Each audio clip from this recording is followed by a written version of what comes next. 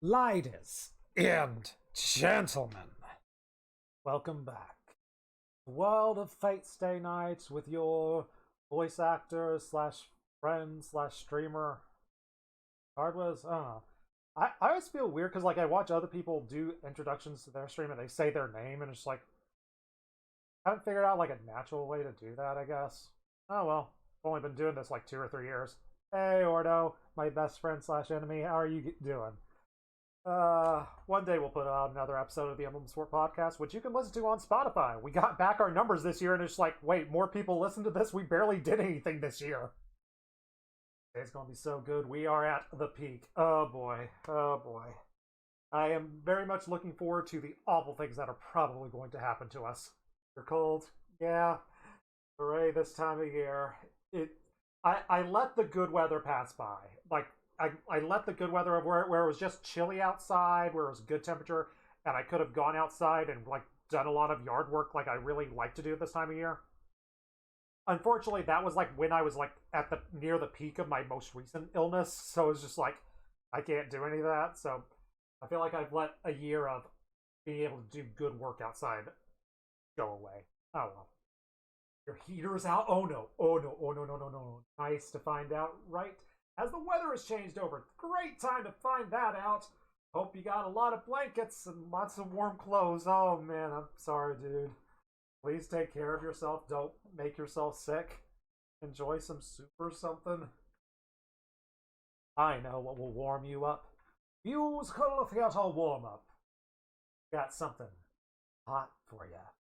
That's right, we are continuing with our 6 marathon because somehow in the 3 months or so I've been doing this, I haven't been singing 6 very much. So this will probably be the last 6 song I do because the other 6 songs I either don't like that much or are too talk singing. I love the song "Get Down." That's might be my favorite song in the musical, but it's 90% talk singing, and it's I don't think I pull it off well enough to perform for the karaoke. But this is gonna be a bit of a long one. We've got a 7-minute songs. We're gonna be doing "All You Wanna Do."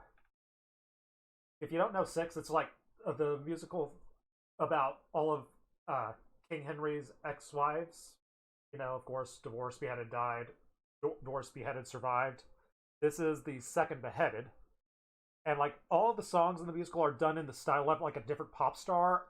And I think this one's done in the style of a Britney Spears sort of thing. So I guess this is as close as I'm going to get to a Britney Spears impression. Because I totally listened to her music when I grew up. I didn't. I remember that music video where she was in a red jumpsuit was one of the most popular things when I was growing up. I think that was middle school era for me. Just that's mostly all I know about Britney Spears. Oh yeah, and my high school years, I think that's when the Leave Britney Alone thing happened. And that is all of my pop culture knowledge for the day. I'm sure you'll get some heat from the Holy Grail. We'll see if we get the Holy Grail. Maybe we'll be able to grab it, and we're going to save the world, and nothing bad's going to happen. Lots of bad stuff's going to happen, isn't it? Because that's all this playthrough has been. In the best way. But now I have to subject you guys to something bad. Me singing pop music.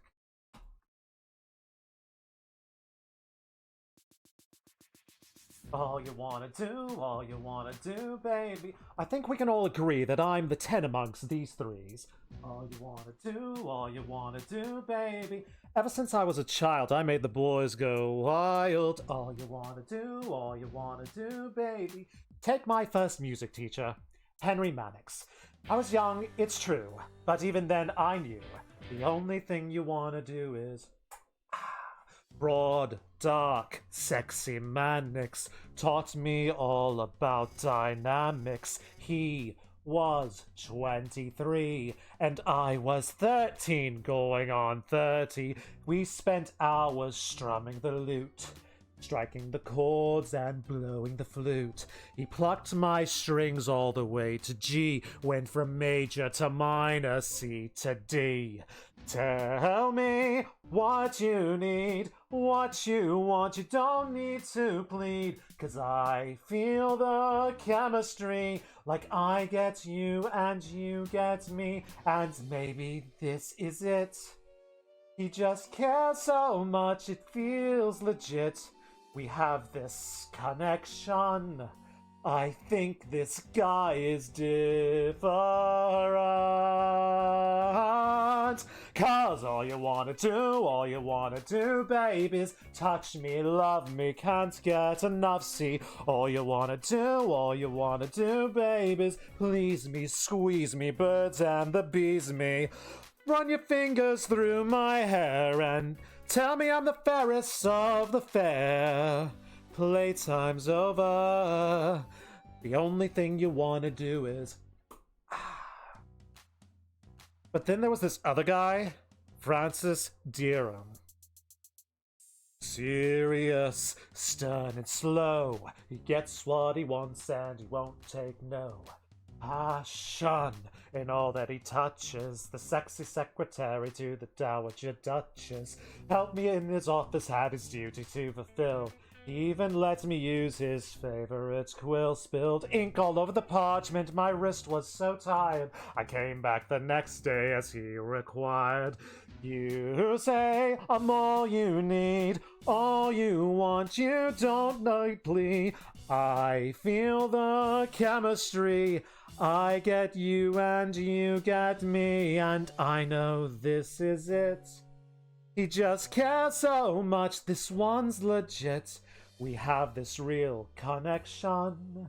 I'm sure this time is different. Cause all you wanna do, babe, is touch me, love me, can't get enough, see. All you wanna do, babe, is please me, squeeze me, birds and the bees me. Can't wait a second more to get my corset on the floor. Playtime's over. The only thing you wanna do is... Yeah, that didn't work out, so I decided to have a break from boys. And you will never guess who I met. Tall, large, Henry VIII, supreme head of the Church of England. Globally revered, although you wouldn't know it from the look of that beard. Gave me a lady in waiting, hurled me and my family up in the world. Gave me duties in court, and he swears it's true that without me he doesn't know what he'd do. You say I'm all you need, all you want, we both agree. This is the place for me, I'm finally where I'm meant to be. And he starts saying all this stuff. He cares so much, he calls me love. He says we have this connection. I guess it's not so different. Cause all you wanna do, babe, is touch me, love me, can't get enough, see. All you want to do, babe, is please me, squeeze me, birds and the bees me. There's no time for when or how, cause you just gotta have me now. Playtime's over. The only thing you wanna do is... So we got married. Woo! With Henry, it's never easy. His temper's short and his mates are sleazy. Except for this one called Jay. He's a really nice guy, just so sincere. Royal life isn't what I planned, but Thomas is here to lend a helping hand. So sweet, make sure that I'm okay, and we hang out loads when the king's away. This guy, finally, is what I want, the friend I need. Just mates, no chemistry. I get him and he gets me, and there's nothing more to it. He just cares so much, he's devoted. He says we have this connection. I thought this time was different. Why did I think he'd be different? But it's never, ever different.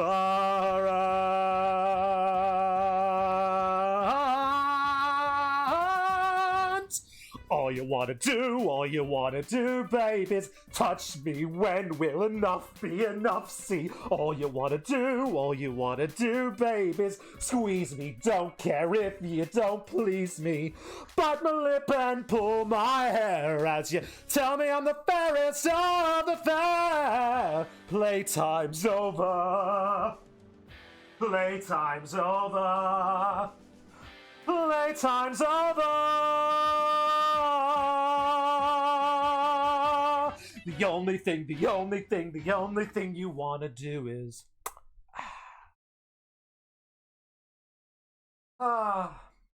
wish I could pull that song off. Oh well, still super fun. Thank you for the bars.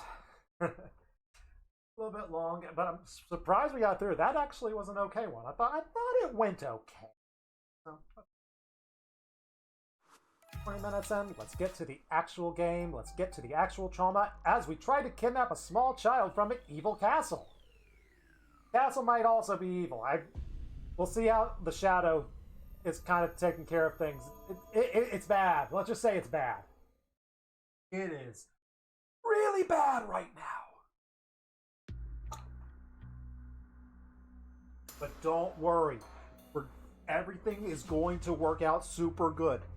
We're going to get like a super duper happy ending. Everything is great. Also, I probably should have mentioned this at the very start. I did the big Windows update, and I think I fixed all the audio stuff because I had to spend like 30 minutes before stream fixing all my audio stuff. If anything is wrong with my audio, please let me know. Like if my levels are really off or something, I would love to have that input because, like I said, Windows Update screws with everything. Alright. We get through the forest. We're in a circular clearing in a vast sea of trees. Only this time, I'm not one of the trees this time. Yay! Castle I saw when, Ilya turned me into a tree is here just like I remember. No sign of anyone around. Man, it's super strange that there are no guards on the castle wall. To say nothing about the castle, but can't turn this down now just because it might be a trap. Let's just walk into the middle of the trap. Yay! Kodomine, can we get to the second floor from that tree? What? Like the tree that's behind my head? It's like, let's do the math of like how long a jump we think that, because there's no other tree. Is there a hidden tree behind it? Or are the vines that are on the right side of the castle, are we saying that's a tree? What are we doing? There's no tree. Like, we're not going to be able to jump like 20 feet from the top of the left tree.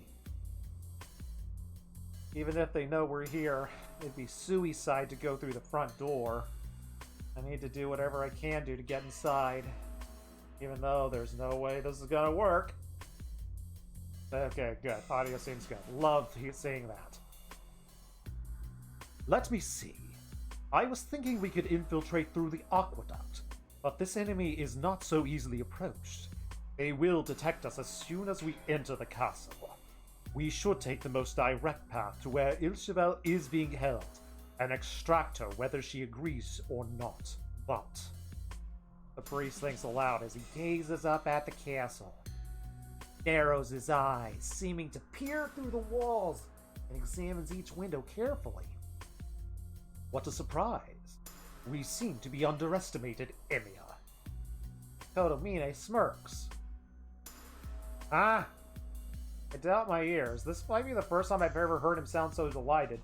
Yeah, and he actually didn't call us Shiro Emiya, which is throwing me off. But what is it, Kodomine? My best friend? Did you find something? I did. By the way, do you have any rock climbing experience, Shiro Emiya? There we go, back to the status quo. Are you serious? Of course. I am talking about free climbing. It is a sheer wall with no overhangs, and plenty of foothold. It will be easy to scale it without any equipment. It is like a walk in the park compared to climbing an ice wall. We shall rejoice. Everything's working out great for us. Wait! You know what I mean? He just places his hand on the castle wall, just without waiting for my opinion. Like one time we did a freaking high jump for like an entire day. Are you telling me Shiro Emiya didn't try like rock climbing, didn't just try randomly climbing the side of the school building?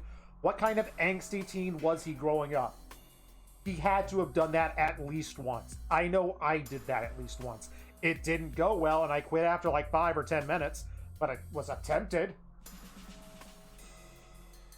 And he just starts climbing it, just sticking to the surface like he's a spider. He's not going very fast, but it's working. What are you doing? If you're not sure where... What are you doing? If you're not sure where to step, then copy me.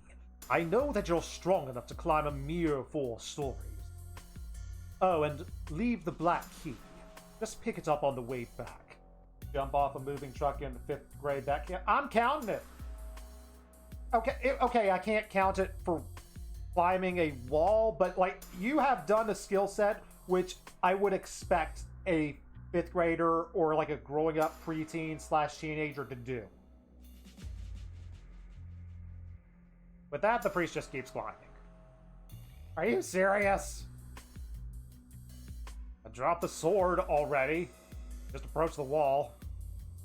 I guess he picked an easy section to climb. The surface is kind of uneven, and I find a place to grab. Turns out free climbing is more than just muscle strength. You need to judge where your next handhold is safe or not. Whether a depression is deep enough to support your weight, and whether you can make the next step. Oh, when climbing a nearly vertical wall, you're basically making it up as you go along. Could be a meter from your destination, but can't find the next handhold. Gotta go all the way back down and try a different route. Finding your way to the goal. Only super cool climbers have the skill to consistently scan 2 or 3 steps ahead. And I am not that. So I gotta try to pretend to be like the priest man. One slight mistake to judge my strength will send me careening to the ground. Dude, you have suffered like a billion times worse injuries. Like a 4-story drop, I feel at this point isn't much for you, Shiro. I can't believe him. Who would make a beginner do this? I grumble as I climb. It's a super cray-cray plan, but I'm not totally reckless. Normally you'd only climb walls like these when you're more than halfway to a mountain summit. Climbers need to worry about more than climbing. At 6,000, why are we talking about all the mechanics of climbing? We aren't 6,000 meters above sea level. We aren't worrying about dizziness and stuff. I'm not worried about that part. Less extreme cold. Why are we talking about this? We aren't climbing an actual cliff and mountain. Are you foreshadowing or are you just rambling? Climbing in such extreme conditions mean you have to worry about your bodily functions and stuff. Compared to the ordeal real climbers face. Scaling the castle, that doesn't seem too bad. Or so you think, but this is hard. Oh, I can only use the tips of my fingers. He's asking me to keep up with him on a climb only a professional could do. Wait, she has moved. He is on a lower floor than I thought, Emiya. Go down and enter through the 3rd story. Don't ask me the impossible. To dream the impossible dream. Jiro and Kotomine, the ice climbers. When are we going to get that patch for frickin' Smash? Tie the 2 of them together. But who would look better in the blue coat and who would look better in the pink coat? Jiro would look better in the pink coat. I'm calling it now. Do I look like a lizard to you?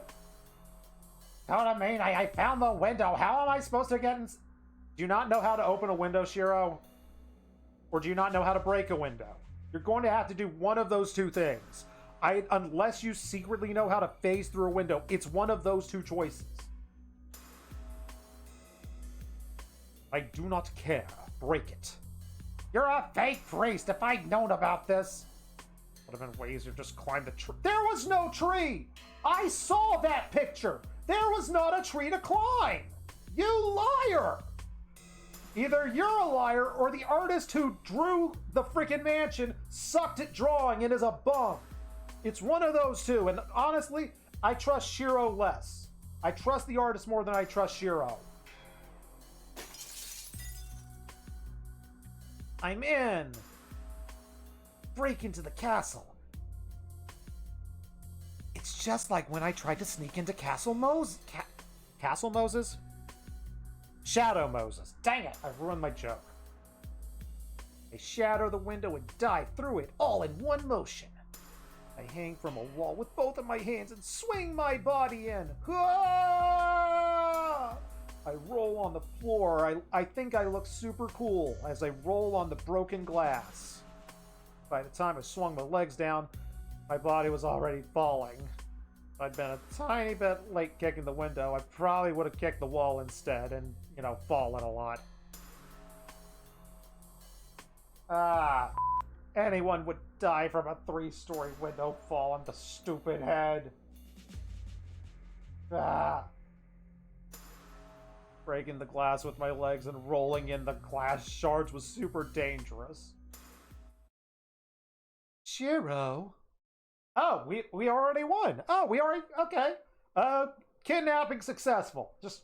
We win. Good ending. For an instant, all the worldly trifles vanished from my brain hole. Ilya! I even forget that I'm in enemy territory. Turns out she wasn't in another castle. We did it. We did good for once. All right. Things are already looking great. Nothing could go wrong from here, right? I recall the events from my backyard.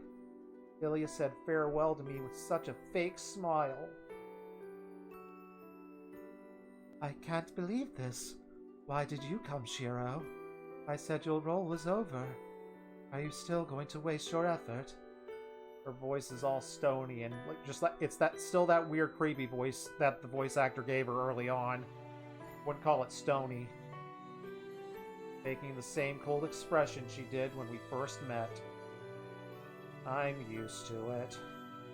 Should be used to seeing her like this, but... Don't you get it? You can let me take care of Sakura. That's my job. So you need to go home. This is my home, Shiro. You need to run away and get kidnapped from your home. Ow! Don't say it's your job to clean up this mess, idiot. Oh wait, I said that. Don't say it's your job to clean up this mess, idiot. I lose my patience and slap Ilya's... Where did that... Was that earned? I've wanted to slap Ilya on like some of the other routes at some times, but it's just like, is now the time for Ilya slapping? Doesn't feel like the time for Ilya slapping.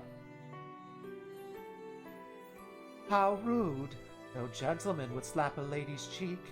Don't think you will get away with this, because it's you, Shiro.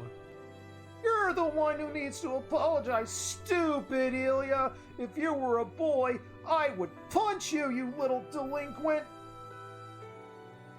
My blank mind suddenly is super angry, even though I'm really happy to see her. Oh yeah, we have an imaginary arm. We can blame the fake arm for slapping her. Yes! We can blame Archer! Oh, this is a good plan. We blame Archer for all our problems. Ilya's the one being self-sacrificing, and Shiro's the one taking it out, talking her out of it for once. I know, it's so nice. It's like, I love this route because, dear oh lord, Shiro's self-sacrificing BS could get on my nerves at time in Fate and Unlimited Blade Works. I love that he's just being selfish and doing what he wants to do. I like Shiro so much more in this route. Oh, it's so refreshing and so much fun. I didn't do anything wrong. I went along with Sakura to fulfill my duty. It's the best way to resolve this. And you don't have a say in... Shut up! I don't care! Look, I don't know about your role or duty or any of that stupid stuff.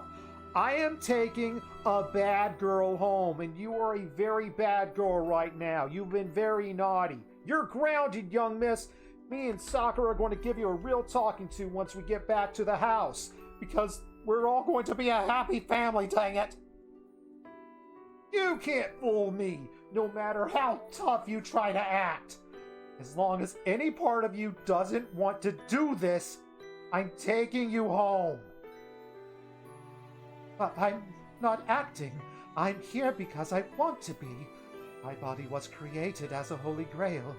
I don't want to be a key for them, but if the Holy Grail can be utilized, even Sakura... That's the definition of acting tough, dummy! Who cares about the Holy Grail? You are Ilya.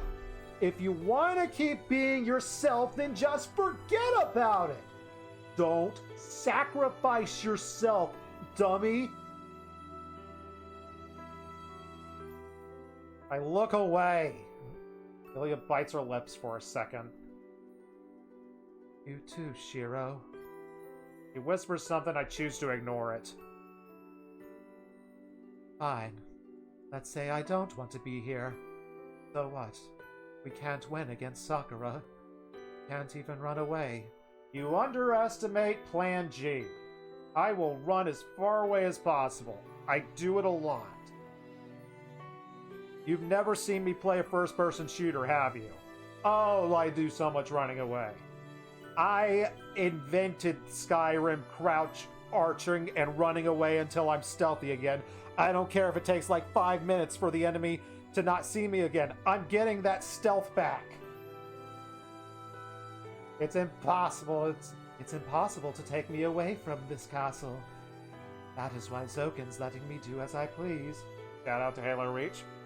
Did quite a bit of running in Halo Reach, waiting for enemies to not be as aggro during the campaign. And it usually worked out.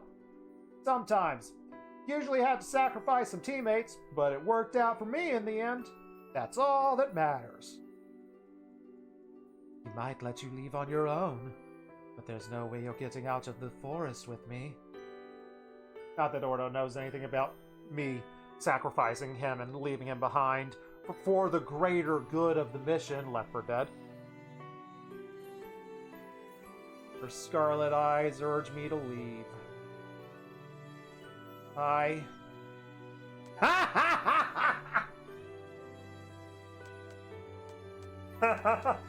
Is there a difference in these choices? You know what? For once, I'm not going to make the choice. I am leaving it up to chat. What do we go with? Do we bring Ilya home? Do we bring Ilya home? Or do we bring Ilya home? I'm not going to open the door. That could let the zombies in. I'm already safe, personally. So, if you wanted to be safe, you should have survived the zombie apocalypse and entered the safe house door. That's your fault, Ordo. Alright, we're doing B. I love myself some B. B, ring Ilya home. Bring home, bring home, let her live.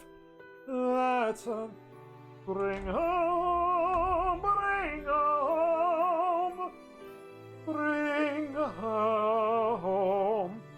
Ordo, I'm not healing you. I know I'm at like 99 health, but I might need that for later. I'm going to save the health pack for me. It's the best thing to do for the team. Am I recreating literal conversation I had with Ordo probably like 15 years ago? Yes. 15 years ago? 15 years ago is right. That's around the time of Left 4 Dead 1. I might need that health. You're alive. I might heal you if you're closer to death. Like if you're like 1 or something, or on your second death. I'm still taking you home. I'm not leaving without you. Nothing to consider. Which is why I got in the safe room! You should have gotten in the safe room if you heard the tank noise! Again, Your fault! Right now, this is the only choice that exists. Ilya doesn't say anything. She just gazes at me with an absent expression. I take her defenseless hand because, you know, she's a girl. Let's go, Ilya. We should go home before they find us. Also, there's like there's a maybe evil priest clinging to the side of the building right now. Don't be surprised when you see him. He might be on our side. I pull her close and start walking. She's small and terribly light because she's a girl. I'm amazed. I don't think you'll listen to anything I say because you're a girl. Ilya doesn't resist, tottering along with me. I mean it. There's no way this can end well. Yeah. That's my entire life for the last 2 weeks in-game, so I'm used to it. I happily clasp my hand in return. Hey, buddy! What are you taking your time for? And then, hey, Kotomine, jumps through the broken window, his coat's all fluttery. Kotomine? Yeah, this is my best friend, the nice priest. Ilya lets go of my hand and squares off with Kotomine. Ilya, wait! He's on our side. I brought him in as a last-minute ally. Just this once. No way! You're working with a man like him. Shouldn't, Shiro? He's a super nice guy? Likes spicy food? I don't... These aren't bad reasons to not like him, Ilya. You're being prejudiced. Bad, Ilya. Bad. The idle chat can wait. We need to leave before they catch us. Yeah! Kotomine moves in a flash, and before I can react, he just scoops up Ilya and dives out the window. What? Ilya! I run to the window. Kotomine just landed on the ground. As soon as he touches down, Ilya just wildly waves her arms and slaps him in the face. I have a nice sound. Ilya, do that again! A 3-story drop. Yeah. I know it's the wrong sound effect, but how often do I get to play it? Will slap my ass like I was just born. Wait, what am I so impressed about? He's just telling me to jump out of 3-story. Dude, do you know how many injuries you've had over the last 2 weeks? I'm sure you'll be fine, maybe. No time to doubt myself. If I can pull off the landing, I probably survive. That's the mentality. That's protagonist mentality. Proud of you, Shiro. We got this. Phew. Charge up my legs with all the magic stuff I can. Can't magically strengthen my own body, but maybe it'll lessen the impact. Whee! Ah! Ow! Bad idea!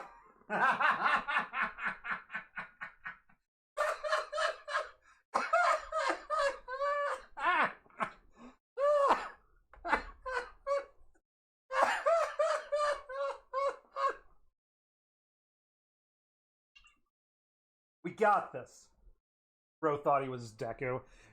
He might be Deku, but he's Deku before he learned how to put the egg in the microwave. Told you this was the best day in the game. This is great so far. This is pretty freaking great. Oh, we got happy music. We won!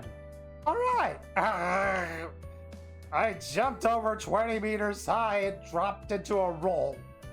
3 stories doesn't sound like much until you remember how tall the castle is. Oh, it could have easily been 8 stories on a normal apartment building. That hurts. I thought I was gonna land on my... That's on you. If you did a swan dive off the 3rd story of the castle, that's on you. That's not on Kotomine. Ah, my legs are too numb to stand up. Luckily, I landed on grass. Soft, soft grass. If it had been asphalt, my bones would have broken out of my legs. Wow.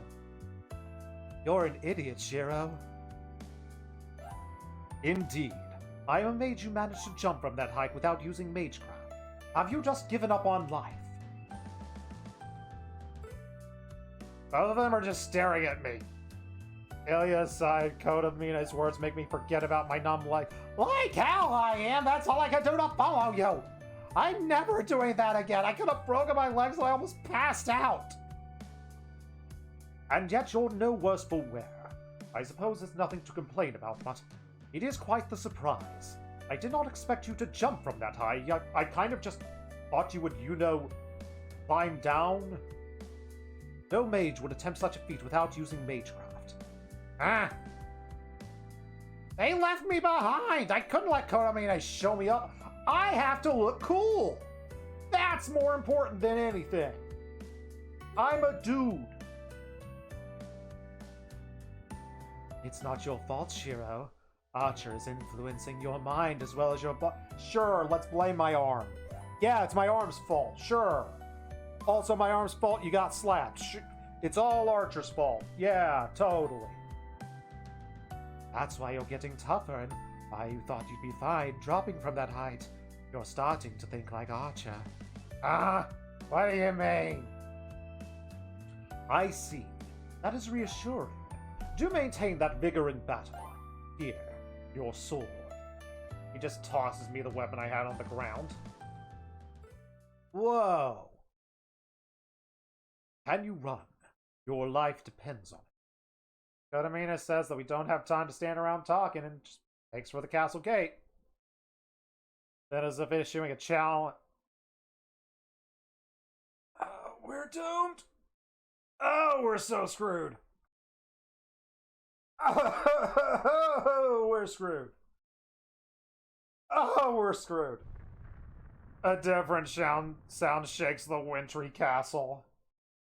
Oh no. I knew it. Sakura kept him in the world. Yeah. Plans for fighting Berserker. Fighting is a very strong word, and a word I'm not using. It's unmistakable by the roar of the predator. This signals the beast is on the hunt. Maybe we'll be able to get in a situation where they summon both Evil Saber and Evil Berserker to fight us, and we get in between them, and then we run super fast away from them, but then they run into each other and they both bang their heads and just fall over comedically. Yeah, that's pretty much my only hope right now. Thankfully, that ties into Plan B, which is also just keep running away. This is a death sentence handed down to the lost prisoners by the kind and merciless lord of the castle.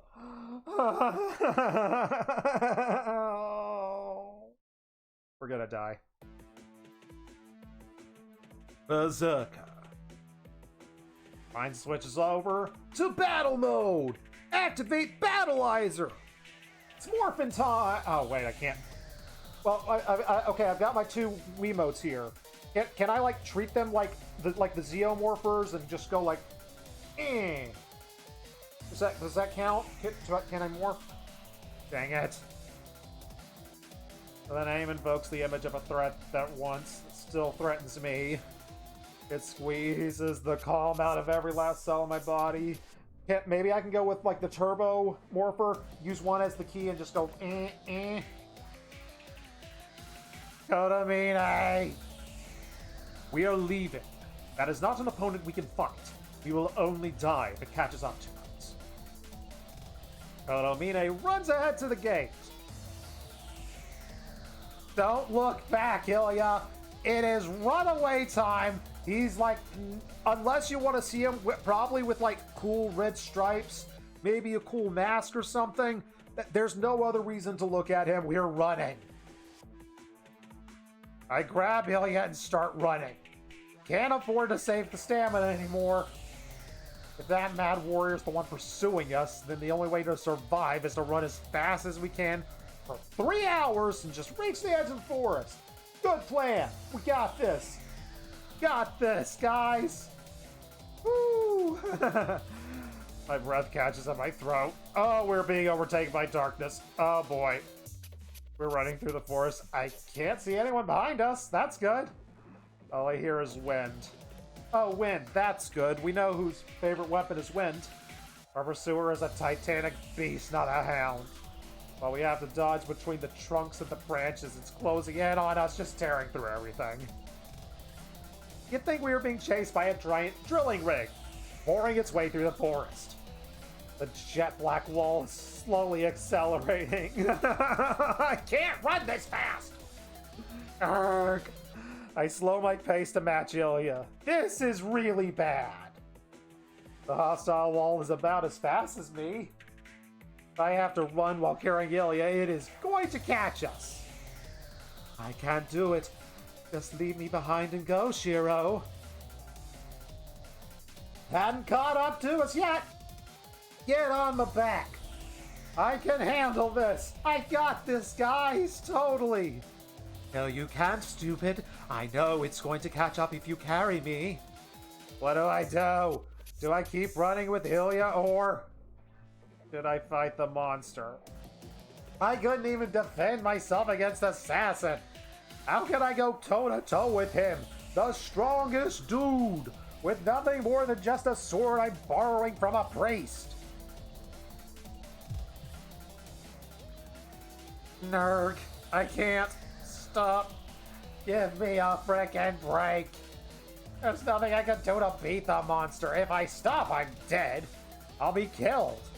If I face the monster, it'll chop my feeble body in half, and then it'll stop my still conscious torso into smithereens like an industrial grinder. Well, we haven't had an addition to the disembowelment counter in a long time. We're still waiting on 20. This is our best chance that we've had at a disemboweling in a long time. Come on, guys, let's do this. There is no need for that. I will carry you to them. Ah! Ilya and I turn around, and we don't even have time to be surprised. Kotomino just comes all the way back and just grabs Ilya up in his arms without even trying.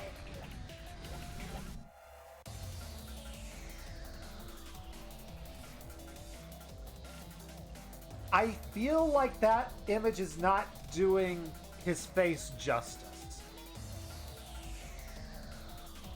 I feel like they made it look like his nose is like a couple of inches to his right.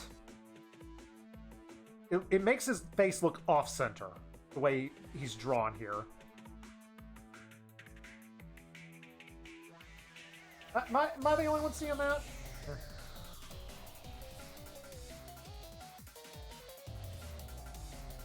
At least he has a cool cloak.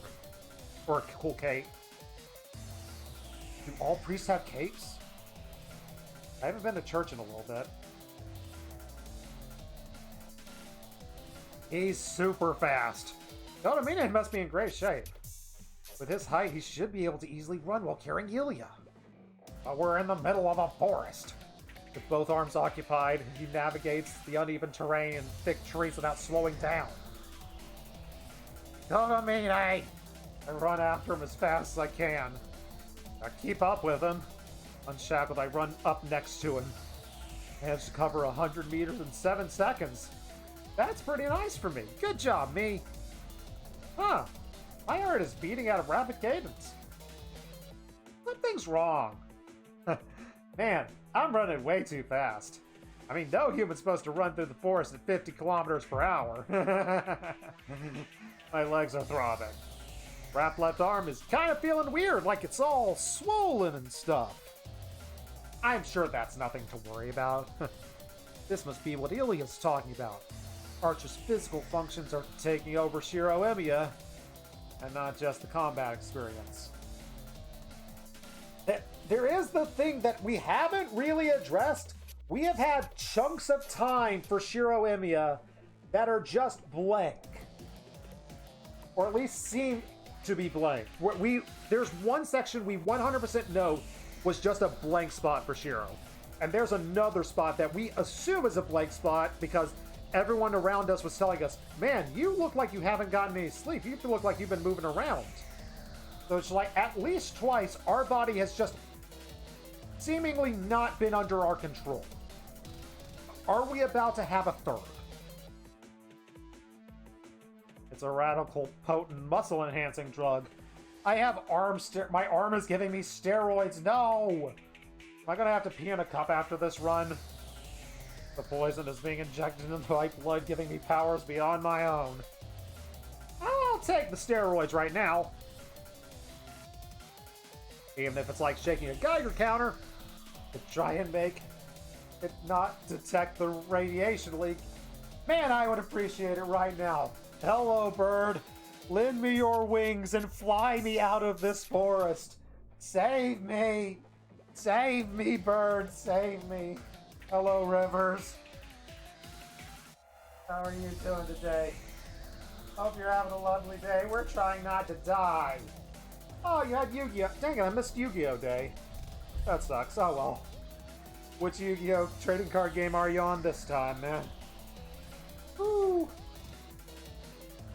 I will say, I was thinking about you during my last Phoenix Wright Trials and Tribulations stream with my buddy The Worst Heroes, because Case 4 is at Dusky Bridge, and it is over Eagle River, and just over the entire time I was trying to like not constantly reference you. It's like, oh, I freaking love the Phoenix Wright series. We're about to start Case 5. Oh, this Thursday, probably this Thursday, we're starting Case 5 for Trials and Tribulations, the last case of the Phoenix Wright trilogy. Ah, I love it. Okay, back to the game. Back to focusing on stuff. Doing good. Just bought a Minecraft realm for your stream. Ooh, wait, Minecraft realm. Is that the Diablo Minecraft game? If that's the one, I played that for a couple hours and had an okay time with it. Or is Minecraft realm something else? Huh. But not Kodomine. He ain't showing any signs of magic energy output or magecraft usage. I'm still assuming it was true that what Kodomine said is just like, he used all his magecraft, he used all his magic seals, he used all his magic up to heal Sakura. No, it's a personal server. Okay. Well, I will have to tune into your stream to see what kind of gimmicks and such you will have planned for your Minecrafting. Hard to believe, but he's sprinting while carrying Ilya just without the aid of any magic. He's just that good. Are you a human? I am not as far gone as you. Have you noticed that? If we maintain this pace, we can escape. It appears the thing is blind. Wait, you mean he can't see us? That is my only possible conclusion. He is faster than us, and the forest trees are but like pebbles to Berserker. If he still hasn't caught us, it must be a flaw on his part. I mean, it just says it calmly as he sprints 50 miles an hour. It does bother me that he could just look bored as he's talking about this, and it bothers me that his face seems to be shaped like that. I really don't like the angle that they drew for his face. We can get away. We can get away. It's just up to our stamina? No. They aren't soft enough to let us split from their grasp. His voice drips with hostility, and before I even know what he means... Son of a gun, it's Assassin! My left arm twitches. Hey, Assassin. Nice to see you, buddy. I see a white skull. Like a rapid slideshow, Assassin flits in and out of the trees on a path parallel to ours, seemingly mocking our escape. Wait! By the time I notice it, it's too late. Assassin makes a subtle wave of his arms as he slips in and out of the trees at high speed, and begins just throwing dirks at us. Can't afford to stop, but we're fighting Assassin as we run. Great. We can run from Berserker. We can run from dirks being thrown at us. Like, I think it's been established he only has like 50 of them. Someone blocked the attack before it can even skewer me. I gasp. Only one person could have done that. Oh, I mean, it deflected the throw that I couldn't even see, all while carrying Ilya? What a nuisance. He never shows up when we're idle, but comes uninvited whenever we're busy. Where's Ryder? Ryder's also supposed to protect me. Where are you, you lazy purple-haired Gorgon? Oh, I mean, it just shows off his speed. The priest frowns with displeasure, just watching the Dark Killer keeping pace with us. Great. Ryder's sleepy. No time to be sleepy. I'm having knives thrown at my head. Please help me, Ryder. I mean, right now, it's not like Sakura doesn't have the energy. She's embraced the darkness. Ryder should have more than enough to be good. Kodamine! Take Ilya. I will deal with this. After all, exorcising demons is just a familiar part. After all, exorcising demons is a part of my priestly duty. Kodamine just stops and lets Ilya down. Are you serious? I grab her and pull her close, and at the same time, 3 more daggers fly at us. Kodamine! Sharp, but too honest. For one who calls himself a lord of the mountain, you are so easy to read. Just Wolverining 3 swords? Sure.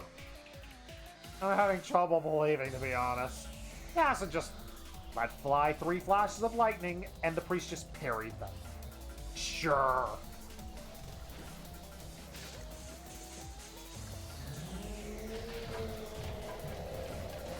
Berserker. Well, that's a close one. He's about to catch up to us. 2 knife throwers go into battle. Oh boy. Can't stop now. Take Ilya and run. Can I go? That is what I said, idiot. Need not concern yourself with me. Pick Ilya up. Can't run as fast as Kodamine, but I can run fast enough. I leave the priest behind and use my archer-enhanced steroid bodies to get going. It's wreaking destruction and the seemingly wild patterns to smoke us out, but it's closing in on us all the same. Kodamine versus Assassin. Who you betting on?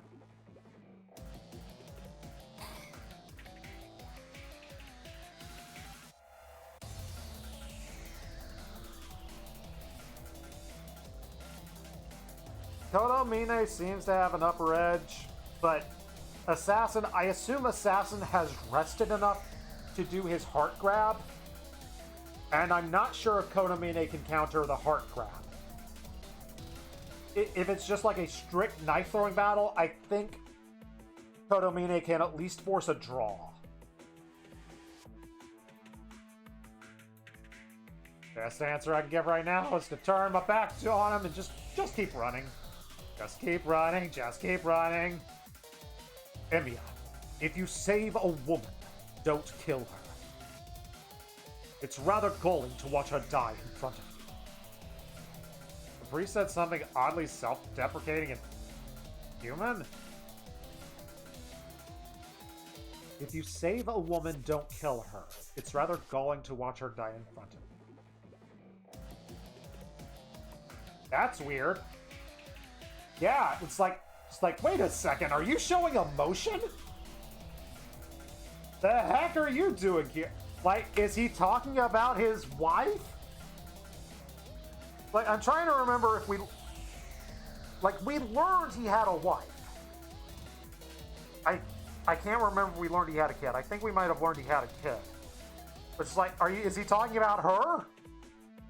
Like, he seemed to almost sort of maybe care about her? What? Oh boy. A needless warning. Hurry. You should be able to escape Berserker. The rest of this war depends on you, Shiro Emi.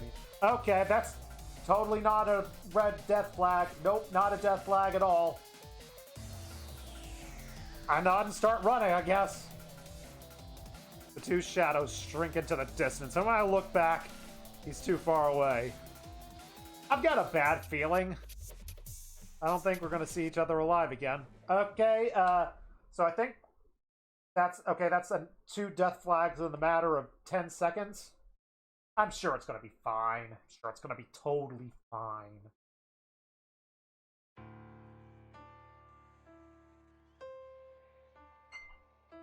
In case you forgot, Kirai did tell the cab driver there is a chance only the boy returns. I do remember that. Yeah, Kirai's been dropping death flags. We'll pick him up and give him back to him. He's gonna be okay. As an aside, it is a misconception to say that a priest's duty is exorcism. Priests deliver the word of God. They do not drive out demons. Their God is one and absolute.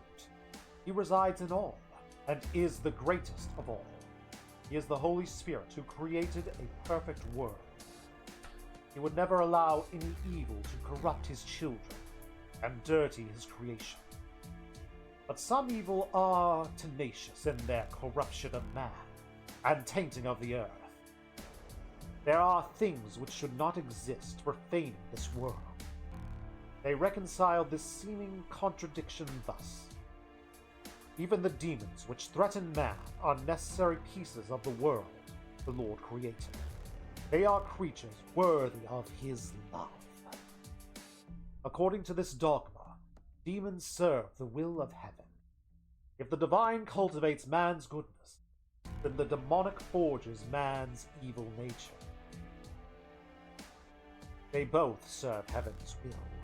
But what about heaven's feel? Eh? A priest who preaches the Lord's word has no authority to destroy demons. And yet, to reiterate, some demons are particularly tenacious in that corruption of man and tainting of the earth. They wreak ghastly tragedies beyond human comprehension. In time, his children mistook heavenly designs for powerlessness. They sought miracles from the Lord to stop the evil they could not understand. Thus, exceptions were created. Human apostles who do not preach the Lord's word but instead execute his will. Trials originally meant to be witnessed. Heresies originally meant to be denied. Those who received the 8th sacrament, which originally did not exist. The 120 cardinals order the creation of the executor, destroyers of evil. They drive out evil and eliminate that which does not exist in the Lord's gospel. Those who hunt the faithless are they themselves unbound by faith. One could conclude they are permitted to be immoral. They are charged to protect only one thing, the name of the Lord Almighty. For that cause, they will even destroy the evils created. This is the only thing they have in common with exorcism.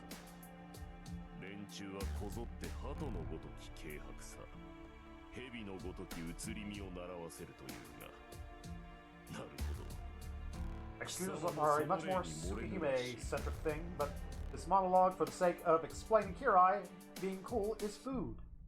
No, it's food. I'm eating it up. It's not good. It is like, I'm eating all this up. I'm totally in on this. That was a fun little story.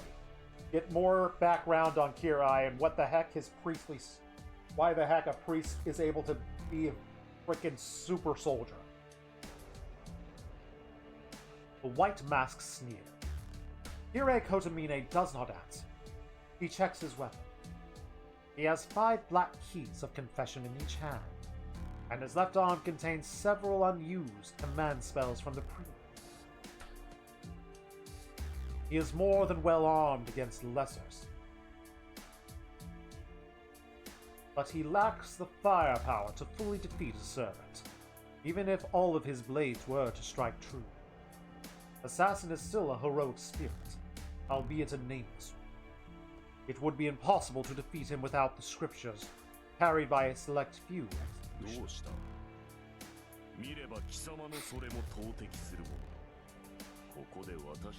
Are we about to have a Robin Hood battle? Am I about to, like, split his dirk in half?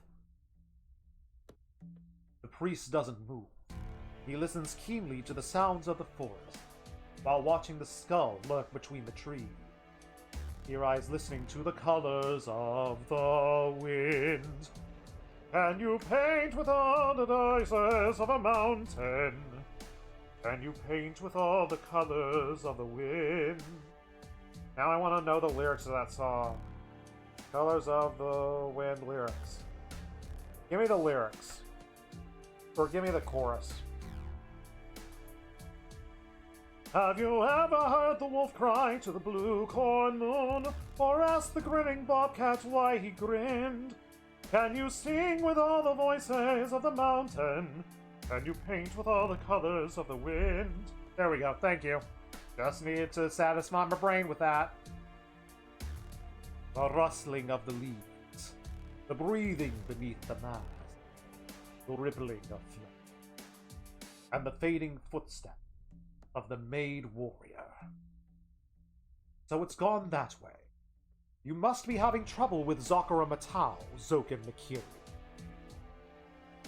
He makes an observation, his eyes fixed on the skull.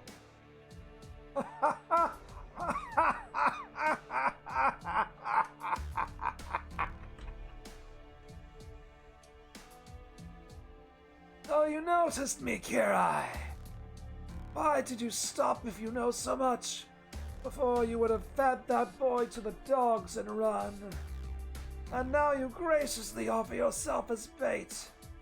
How very unlike you. Don't tell me you've been overcome by a sudden episode of compassion. His laughter echoes through the forest. The white skull sways slightly. The priest does not twitch an eyebrow. I had no intention of helping Shiro Emiya. I simply have business with you. Are we finally going to really realize, throughout the entire game, he's been like, yeah, I don't want Matau to win. I don't want, he seems to have, a thing against Matau, and I don't remember him ever fully going into why. So hopefully we're getting that now. Otomine speaks to the invisible mage without even showing his blood. Business with me, you say? Of course. Neither Shiro Emiya nor I will escape this forest at any rate. I know that we will be killed soon. It only stands to reason I would try to achieve my own goal before I die. So, you mean you don't care what happens with Ishtavel? I thought you came to save her. I do not care. Even if I defeated Assassin here and went to help Shiro Emiya, I would be too late. It is of no concern to me whether or not he saves the girl.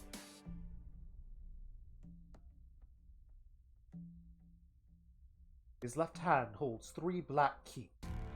The priest watches the skull in front of him, holding the swords in a fan shape. Oh, so you stayed here deliberately. Yes. I'm thinking I should either prevent Ilya from being handed over to you. Bloodlust disappears.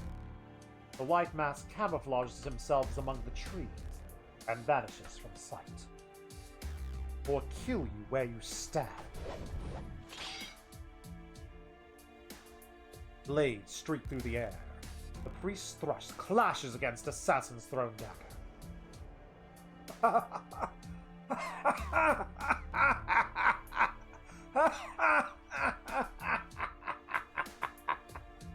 Oh, so that's why you came here to die for. Very well, Kirai. For old time's sake, let us see how well a reject from the church can fight. His cackling rings through the forest. Knowing that he cannot win, the clergyman who only drives out evil faces down the Malakal Mot, whom the old mage controls. No, I want more! I wanted more backstory between Kirai and frickin' Zoken. Back to the running. I run through the forest carrying Ilya. Cannot look back. I will be too conscious and lose hope. Can't do that. My spirit dulls. It will catch up. Gotta catch up to beat Ilya and kill us both. Legs feel like they're gonna fall. No matter how light Ilya feels, you can't run while carrying someone without slowing down. Token is an abomination against God. He's almost a vampire, and we learned last game that the church hates vampires more than the devil itself. Kirai is still a priest. Yay, priest guy! But it's like the fact that like Zoken was really heavily implying they know each other. They know of each other. We definitely know that, obviously, but it's like I wanted to know if they actually knew each other from like 10 years ago. Or maybe before that somehow. Or in between. I don't know. After I finish this game, I'm going to have to watch Fate Zero. Maybe that will have my answers for me. To make things worth terrain perilous, I'm going to fall over.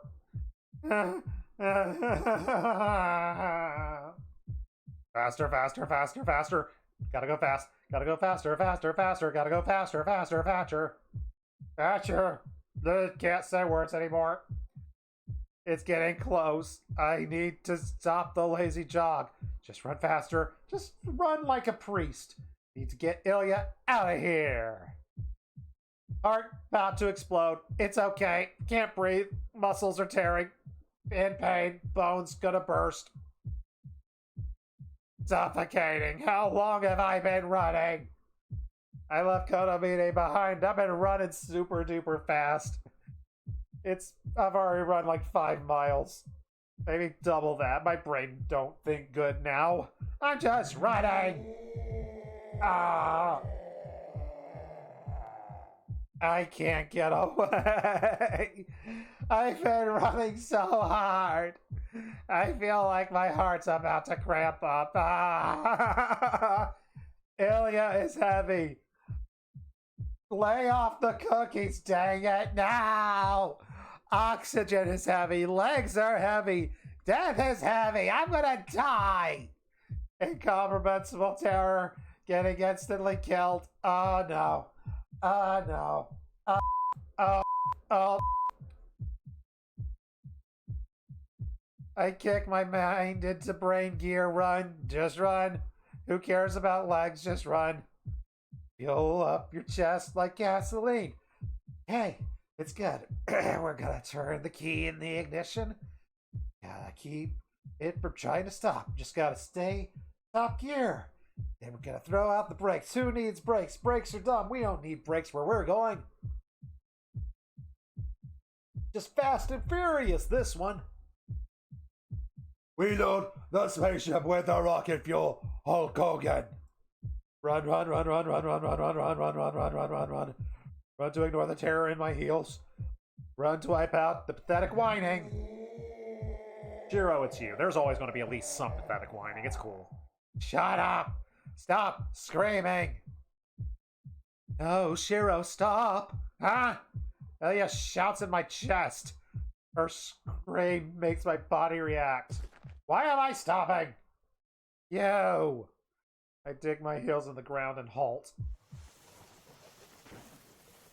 Trace on! I ready up the black key sword, I guess. And manifest my magic circuit. Alright, I guess we're doing this! Basic structure analyzed, composition, basic structure altered. Composition reinforced. Without even thinking about it, I complete a single count incantation in an instant. Arg! I use both hands and every ounce of strength to resist. And the whirlwind just comes in from the side. Pursuer charges spin from the flank, scattering the trees. And my body goes flying. Pulverized in a single strike. The sword that I strengthen with all my might to be diamond hard is just crushed like hot toffee. Oh, we already lost the sword? Oh, come on! I thought we were gonna do something cool with it! No! Shocking impact is transmitted from my arms to my whole body. Oh! I'm flying right now. Put everything I have to the attack, and I just got overwhelmed. I can't fight this. Can't fight it at all. Shiro Emiya can't even slow it down. My body... I just got team rocketed. We really did load up the spaceship with the rocket fuel. We are blasting off again. Well, that's what you get for choosing to bring Ilya home instead of bringing Ilya home. I know. I shouldn't have listened to you. You guys in chat. I can't believe I listened to you guys for once. I should have listened to my instincts and just gone with bring Ilya home. Should have just gone with bring Ilya home, but no. You guys want to go bring Ilya home? Fine, whatever. Seeing the consequences of your actions. Just like a thrown javelin, his attacks bats me through the air, sending me dozens of meters away. Might even send me back to the castle. That is how hopeless this is. Can I get a time freeze? Can I get a time... Can I activate Time Wizard? Time Wizard. Activate Time Roulette. Baby dragon, go out there and become 1,000-year dragon. Oh, I keep sailing through the air. I am probably gonna die. And just when I'm about to accept that the vast power difference in my fate... It can't be.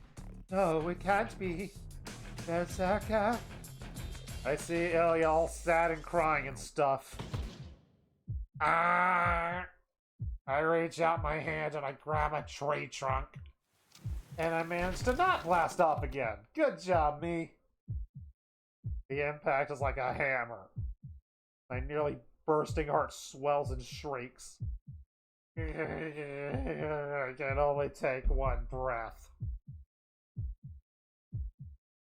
Even though I don't have enough oxygen, that single breath is about to pop me. But I can still move. If I have 1 minute to breathe, I might be able to run. Muster all my magic circuits and... What's wrong, Berserker? Don't you recognize me? Ilya looked like she's being entranced by the dark foe. In her shock, she just keeps whimpering in denial at the changed thing before her. Does he have a cool... No, he doesn't have a cool blindfold. I was hoping he had a cool blindfold. Now he...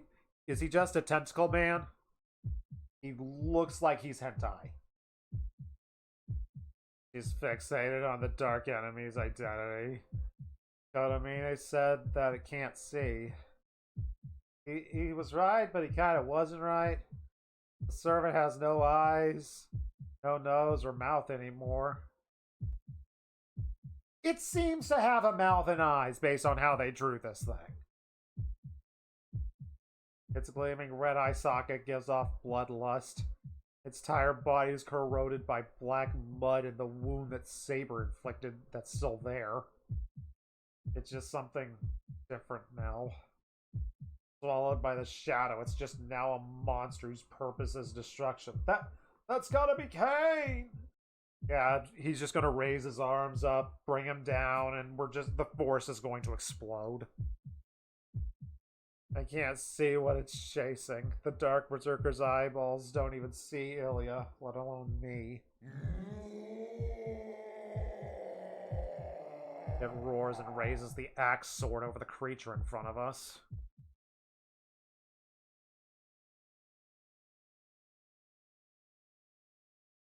Oh boy. Going back to our priest buddy? Looks like it. Meanwhile, the priest faces his final moments. Hirai Kotomine leans against a wall, staring at the blurry skull in front of him. His vestments are battered and torn. His breathing is labored, and he is down to his last 3 black. This is checkmate. Perhaps I should praise you for holding out against a servant for so long. He said his vessel. Please don't say the cape is destroyed. I just hope the cape is not completely destroyed. He deserves to go out with a cape. The old man's chuckle echoes overhead.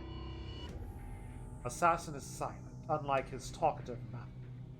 To him, combat is work, and the dirks he aims at his target's vitals are also meant to gauge this prey's strength. When the prey defends against the first dagger, that tells him his mobility. The second dagger reveals the mindset. He maintains a distance of 7 meters.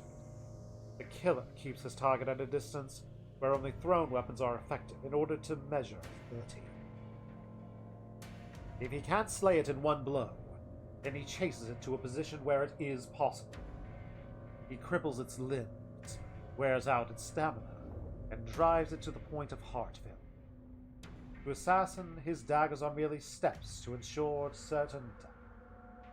He uses the daggers to measure his prey's strength, force it into prime opportunity for a kill, and finishes it off with his devil arm. It is his work and lifestyle that brings him no pleasure, and while the work is dull, the priest proved to be an unexpectedly intriguing mark. He has already used over 20 daggers, and the daggers were thrown to gauge the opponent, but every strike was lethal. The priest broke out of the forest while fending off the attacks, arriving at the ruin. Assassin had dismissed him as a mortal, but the priest's skills are worthy of admiration. But this is the end. The priest has no more strength to run. His back is to the wall, and all he can do is watch us. He has 3 black keys still concealed. Assassin Dad dodged all 7 of the ones he threw like bullets, and the weapons vanished into the woods. To the woods we go again, we have to every now and then. Time to bring this to a close! Put him out of his misery, assassin! The skull shakes. Assassin throws daggers without making any visible motion. He targets the forehead, pancreas, and diaphragm. Simultaneously, the priest defends against the unleashed lightning with the black keys in his hand. It is a foregone conclusion. The throwing technique, once unleashed, is certain to spell victory. The 3 vital point attacks are a feint, and once Kirai parried the daggers, his fate is sealed. A wing flutters open. Assassin's long, cursed arm unfolds like the one-winged spear. It is an unavoidable attack. Assassin knows the priest's movement.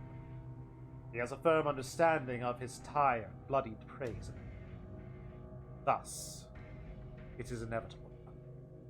The prey may have avoided getting killed by the dirks, but his life ends. Even if he had some strength in reserve, the priest's body cannot keep up with his thoughts.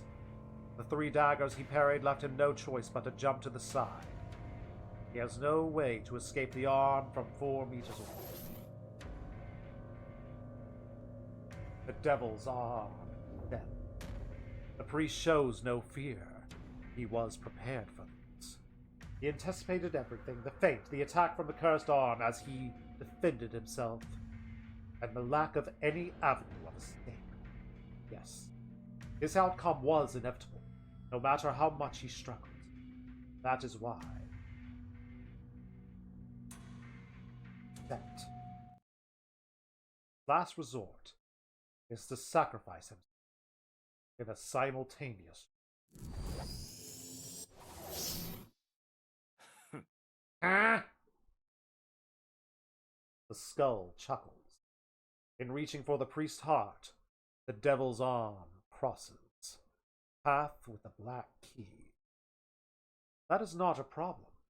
Only Assassin's arm took any damage.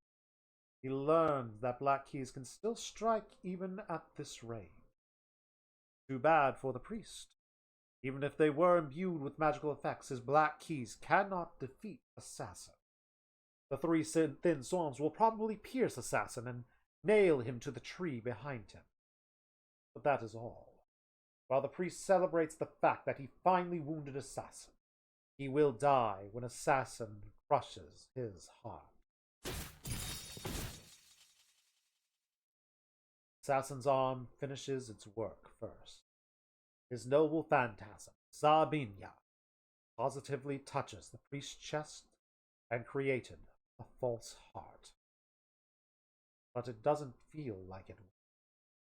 The man's heart is empty. It doesn't. Suddenly, an explosive impact rattles him. The 3 black keys slam Assassin into a tree and nail his cloak to it. He is astonished for 2 reasons. First, the black keys stopped him from moving, and the second. Impossible! Why aren't you dead, Kirai? The priest's cloak flutters. He jumps. It's a comically high jump, like a human cannonball. He stored and stored his strength until he let it all out, performing a superhuman feat that instantly reduces 10 meters to 0. High above the lush trees, his hand closes around the head of Zoken Matao, who had been enjoying the would-be execution. They fell for his trap card. Heck yeah! Assassin, what are you doing? That much is obvious. His bodyguard had been pinned to the tree by the black keys, while they only inflicted a flesh wound. The blessed stakes make it impossible for him to rescue the old man. I kill, I give life, I harm and I heal. None shall escape my reach. None are beyond my sight. Why did he challenge an enemy he knows he can't beat? Was this always his objective from the beginning? Oh! You! You! You! Be silent. Bite your tongue. The priest takes hold of the old man's head and slams it into the ground. A choke slam from 10 feet in the air.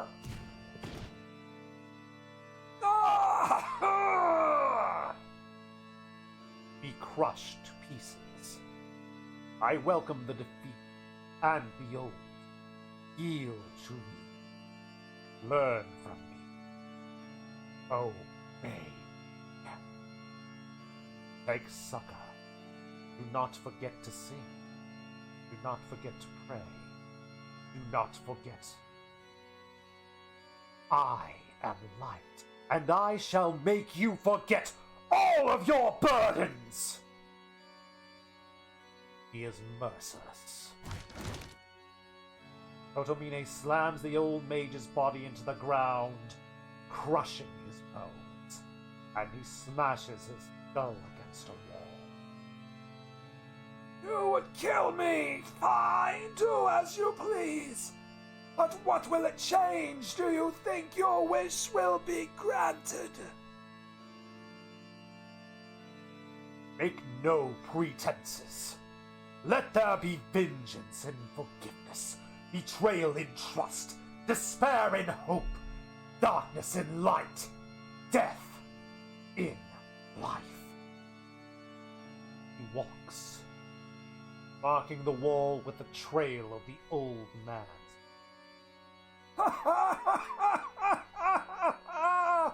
What a hopeless man you are! You still seek human blessings! I thought you understood that such things will never come to you! Kotomine grinds a mural of flesh and blood into the wall. All that is left of the old mage's body is his head. Hello, Bird. I am sorry that you had to stop in at an incredibly violent time. You know, it's so violent, maybe we should be blocking it out with our good friend, our new and improved buddy, TOS Tonberry. Say hi to TOS Tonberry, everyone. He is still as terrifying as ever.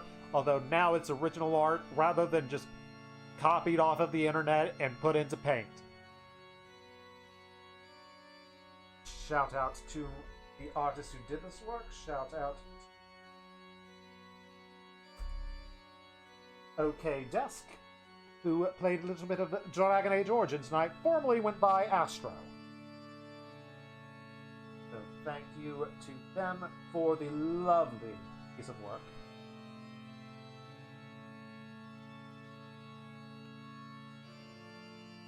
Hope you're doing well today, Vust.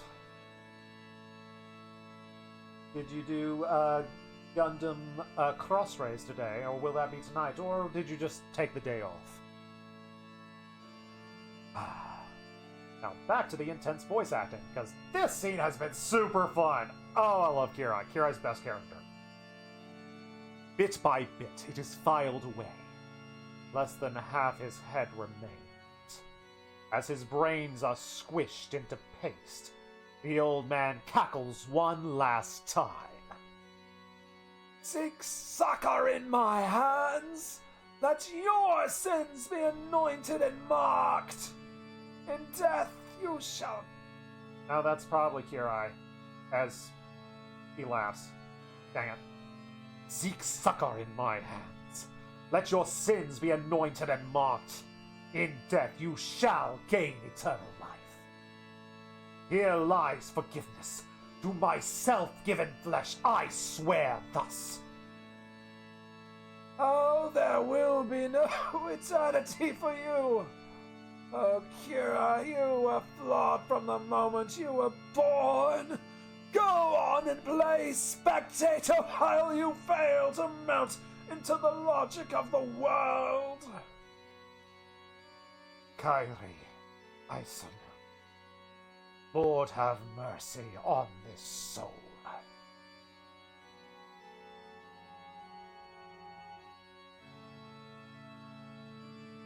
A cackling fade, a weight and a shape, imperceptible to the human eye, fades into nothingness. The baptism. The church fixed its scriptures, the words of their God, into a system, and within that mage-trap foundation, baptism rites are said to be the most powerful tool against spirit.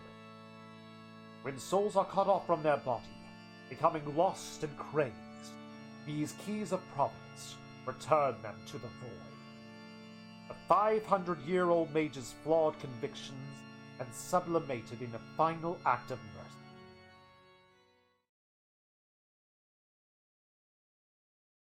Doing okay, you overslept? If there's a day to oversleep, it's Saturday, so I hope it was a good sleep at least. That is a real prayer by the way. Were you expecting that Kirai would be the one to take out Zoken? The final thoughts on Zoken as an antagonist now that he is a puddle of crushed bones. I hope he's dead. If Kirai took out Zoken, I'd absolutely love that. The fact that they teased so much the idea of Zoken possessing Sakura, and the fact that Zoken, it's been established Zoken, there's like just one of his bugs, or like his main bug, or whatever the heck it is, just has to live.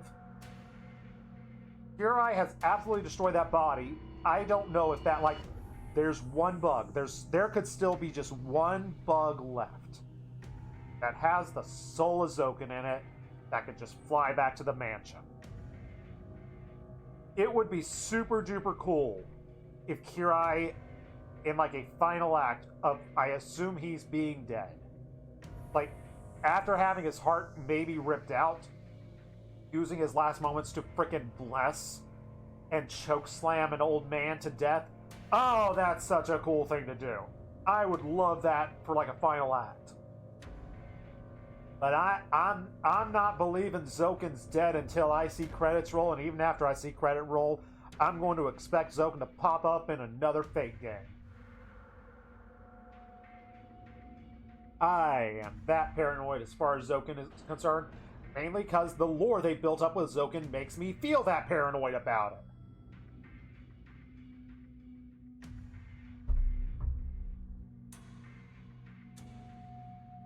Alright. Honestly, that last scene might have been my favorite scene to voice act in the entire game. going between Zoken and Kirai back and forth for that intensity. Oh, that was so much fun to voice act through. Oh, I love that so much. That made me so happy. That brought me an infinite amount of joy.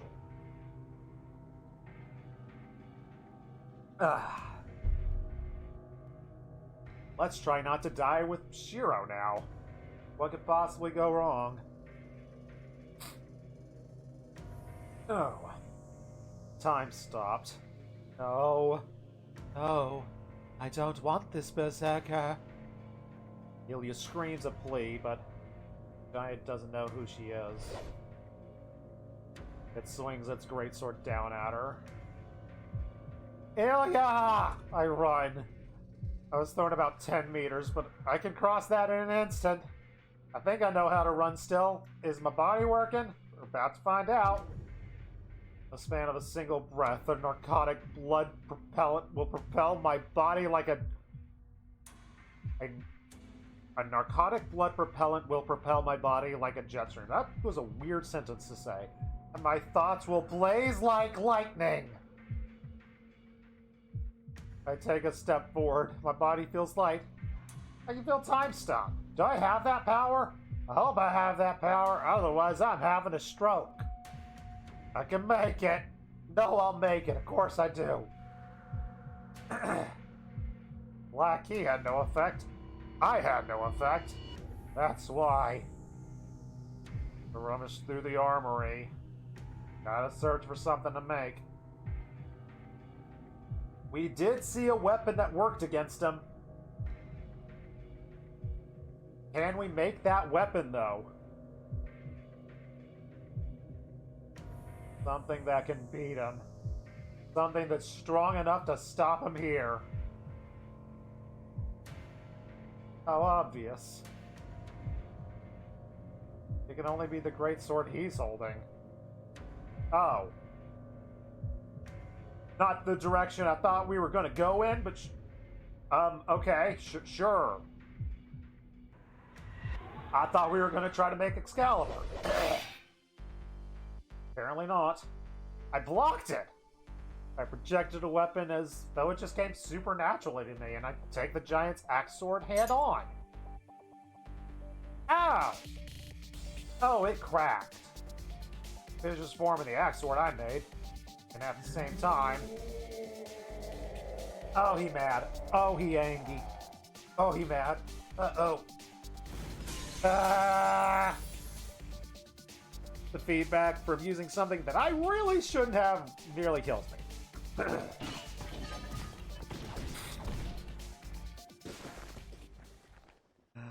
I'm thrown through the air. The axe sword shatters against the giant's second attack, and my body tumbles along the ground. Fading. Mind fading. Can't think. Try to collect self. Oh, left arm is revolting. My blood is overflowing. Okay, plan run away. Did not work. Plan trying to use his own sword against him. Also did not work. Do I have other plans? Maybe. Probably should have read that last sentence. Oh. Fear active projection, even though my left arm is still bound, halves my IQ, and I feel really dumb right now. Terrible premonition will turn out to be true, and the first thing I will lose will be what's most precious to me. I assume himself. A tempest rages around me. I'm bathed in a blinding light I cannot see, and I can't find it. I've lost sight of it amidst the pain. I am looking for it, but I can't find it. My ego becomes a grain of sand in the desert, never to be found by anyone ever again. It's like a river in a dry land, the last days in a lost hand, and the hope of new beginning burns our feet. Yeah, we need it, a heartache for Team Man, oasis in a siege land, reminds us what we're here for, creating new life. Creating rivers in the desert. Dun dun dun dun. Dun dun dun dun dun dun dun dun dun dun dun dun. Hey Merlin, how you doing? Thank you for hanging out with me. We're about to feel a lot of pain. Or we might just be experiencing ego death. We can live with that, right? We can live with ego death, right? I'm sure it'll be fine. Yeah. What you want to do, buddy?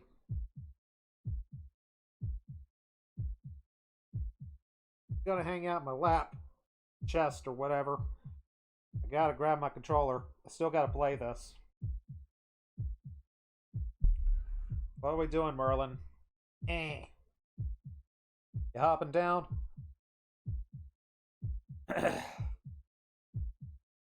My ego is a grain of sand in the desert, never to be found by anyone ever again, and I'm like super duper thirsty. Thirsty, thirsty, thirsty, thirsty.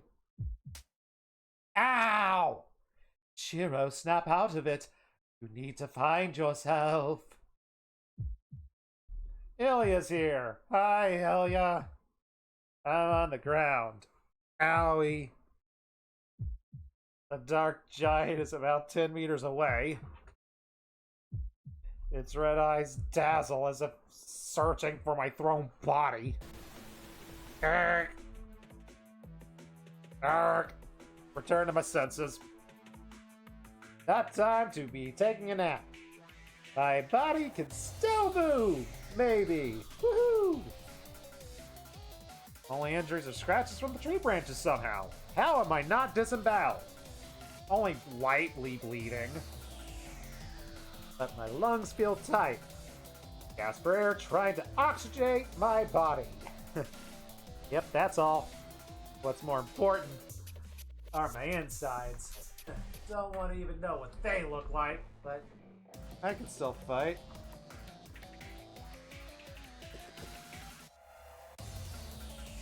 Ilya, I think we're gonna try the runaway plan again. Grab Ilya and start running. Even if I'm not injured, I can still try to catch my breath. Need to at least get out of his reach for a minute, then I can compose myself. However... Why did you do that, Shiro? You know what's happening to you. Ilya, we can have this conversation when we're not about to die. Something's wrong. Berserker's behind Ilya just trying to figure out where the heck we are. I kinda can't think to the whole no oxygen thing. And I can't figure out why Ilya's just asked me that. Ilya? Sorry, but that's enough. You don't have to do this anymore, Shiro. Just escape on your own. Ilya looks super duper sad. And my brain thing not think. I get angry. Don't throw a tantrum right now. Just come on, this ain't the time for that. I pull Ilya's arms. She's tiny and she's trying to help, and it feels like super duper precious and stuff. Wait, what are you doing, Shiro? I said that's enough.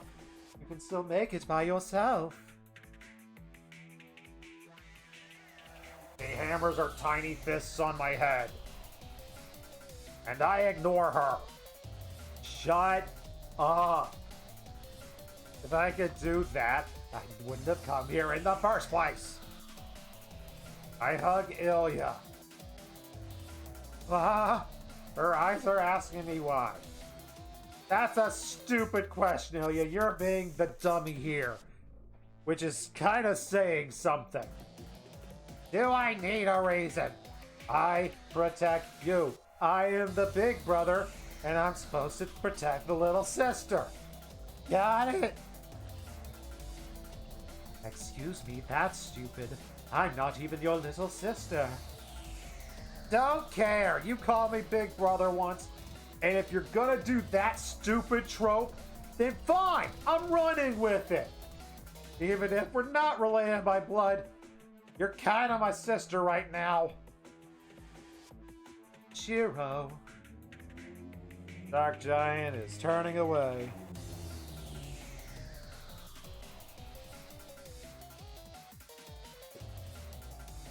Run.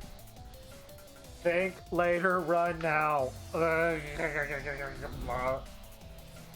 Strange. Speed at which Shiroemi is running with Ilya is like super fast. They come to a clearing. The ragged breaths belong to Ilya. I don't feel out of breath at all. I think my body's gone numb. Feels kind of hard because, you know, lack of oxygen, but like I'm not even breathing. It's like I'm already dead. I'm a zombie. That makes sense. My heart's been on a strike for a while. I'm okay. I can run. She's never had the physical strength to keep running. Her creators never thought she'd have to run like this. Head. Ow. Need Tylenol. Knowledge. Don't enter his brain. Need Getaway. Giant close. Even though its senses are sealed. Oh, it seems to be in the wrong direction. I don't like it fast. Legs not work. I calmly judge I no move more 10 foot. You can't run. We could hide, but there's no place to hide. Oh, did no good hide, Berserker. Brain dumb. Got it. We count on blessing. There's a crevice. It's the scar that the phantasm left. This way, Ilya. Take Ilya and run into ditch.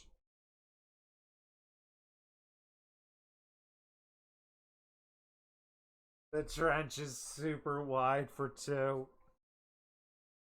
I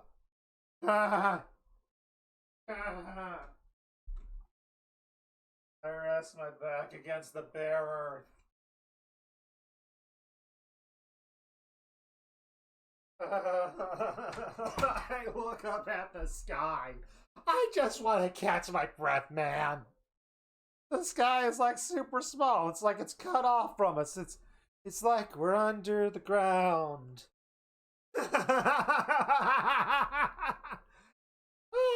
Just take deep breaths. Woo, boy. I'm going to use this short pause and go to calm down. Gonna calm down my brain hole. Repose is only gonna last a moment. The giant's not gonna lose us. No matter where we run, it's always gonna catch us down and capture us and slaughter us. Nah. The stupid child next to me, she's trying to keep her voice down. That's like super nice of her. Alright, let's do it. We got this. Ilya stifles her voice and she's gonna hug herself and try not to be a burden. Super nice of her. We're at the end of the line, folks. I can't run anymore. I can't keep it in check. I look at the red shroud on my left arm. Let me get a shroud. Hold on. Let me get my Quidditch robes. All right. There we go. Hold on. Let's do a Shiro cosplay. We got this. All right. Here we go. Oh, one way out is waiting for me to unlock it.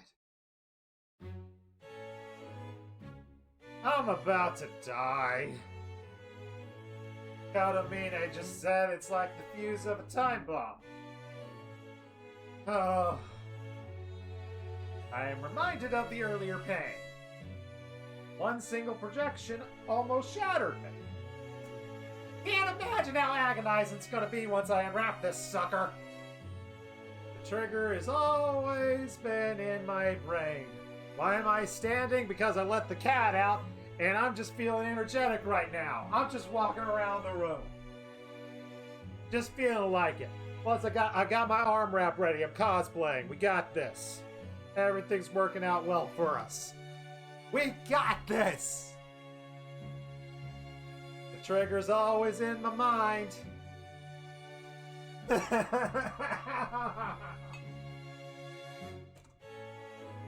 Trigger's always in my mind. We about to Persona this. Gonna go full Persona 3. Got it.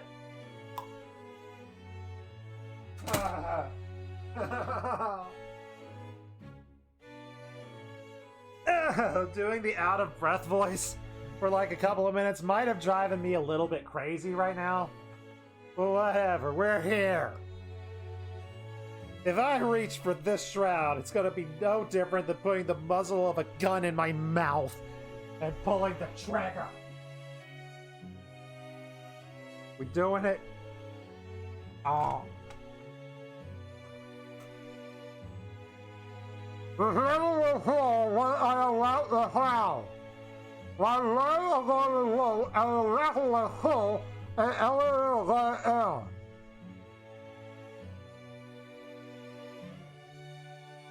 This country is really mine. I don't know the asshole.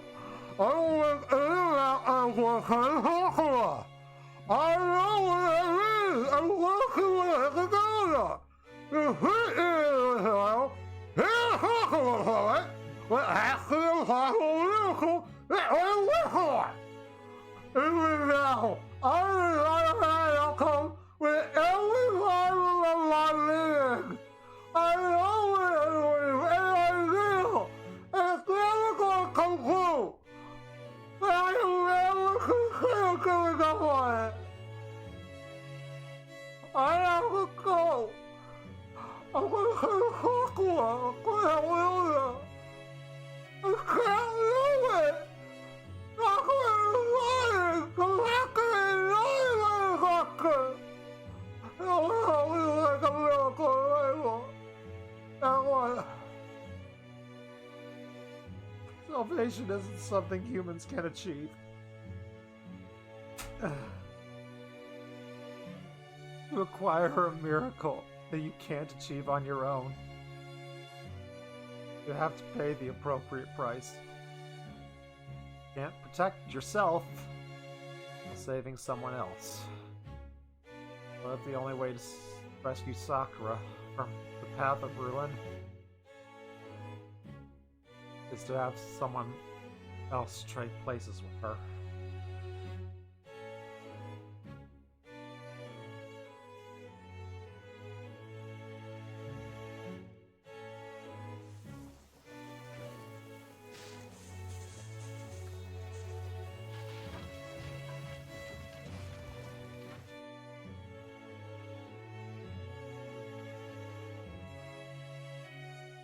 The earth trembles.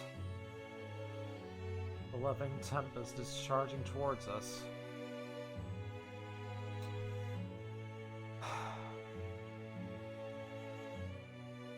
Going out there. Is it alright if I take him down, Ilya? Huh? You realize I'm holding my left arm with my right hand. No, you can't do that. There's no going back once you use Archer's arm. You'll die. No, you'll get killed before that. You haven't done anything wrong. Jiro, you don't have to do this to yourself. I'll deal with it somehow. Even if it feels like I'm gonna die. Don't worry, Ilya. One correction. I actually already have done something terrible. Jiro? Anyway, oh boy. I'm going. You just wait here for me. With my right hand, I give Ilya just a little pat on the head. I walk along the trench. Okay. I leave Ilya. I'm gonna lure Berserker away. and I'm going to fight him head on. Make sure we're far enough away that Ilya's not going to get involved. Here. Touch the knot, securing the Holy Shroud on my left shoulder. It's tied tightly around my wrist, so I have to undo it from the shoulder. Once it's untied, I'll be able to tear the rest of it off. When I do, the pain I feel will be a dozen times worse than anything I've experienced. Ho-ho! Godamine called it the fuse on a time bomb.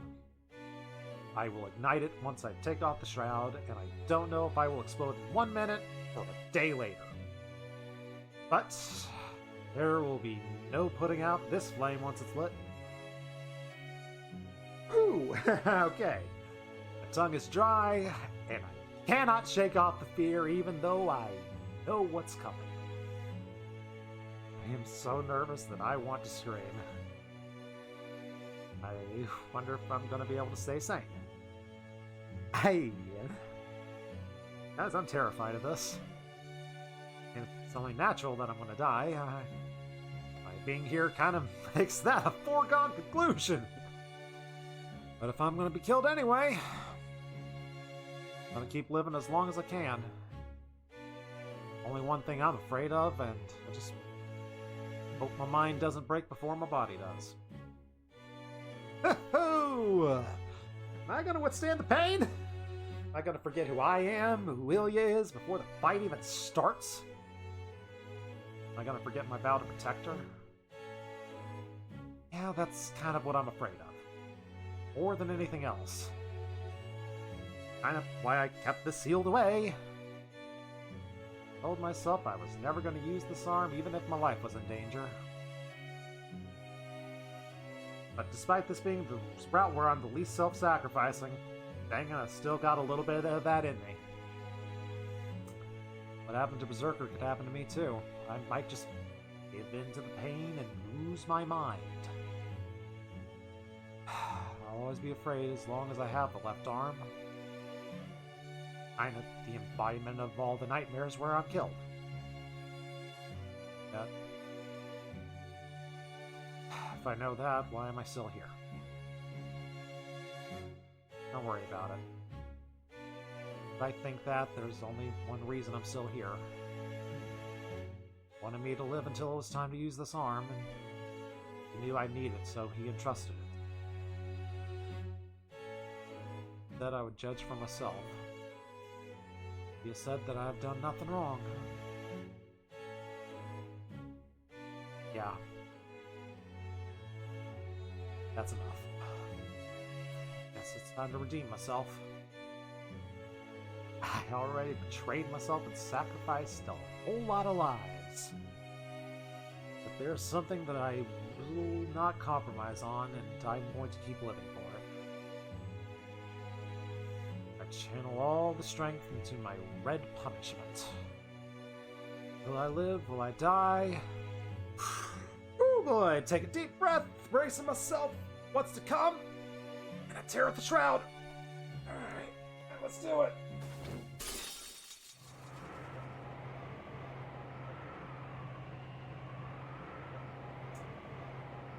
In an instant,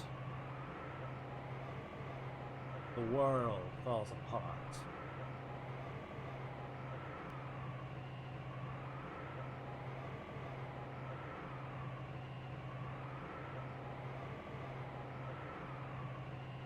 Is that the poem? How many lines is the poem? 1, 2, 3, 4, 5, 6, 7, 8, 9, 10, 11, 12. Is the poem 12 lines?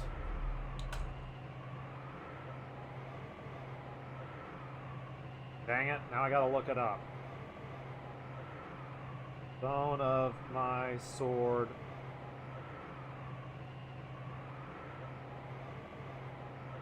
Give me the thing.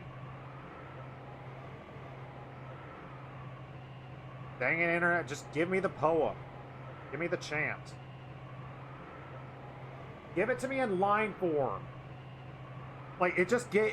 First thing I look it up, it gives me in, like, one long paragraph. No, I want it in the lines. I am the bone of my sword, steel of my body, fire is my blood. Give me the incantation.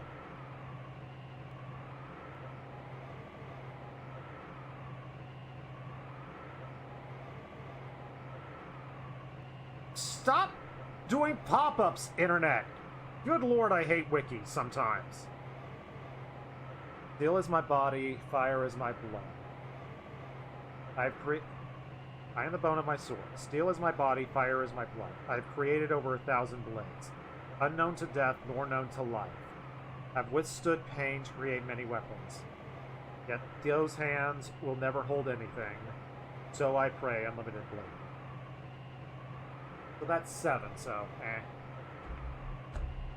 It could be delivered differently. I choose to believe that this is the poem. I choose to believe it. Despair howls. The gust exceeds 100 miles an hour.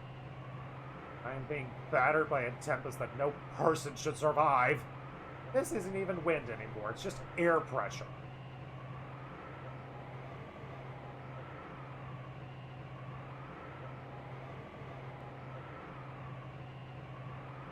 Yeah. I really choose to believe it's the poem, because otherwise this feels weird. Smashing my eyeballs. Crushing into a wall. Can't move fingers, can't lift arms. Blood go backwards. Mind is bleached. Don't worry. Who needs mind bleach whenever you can have TOS Tomberry to just cut your eyes out? Don't need mind bleach with TOS Tomberries around, guys. No pain, concept of pain, too human.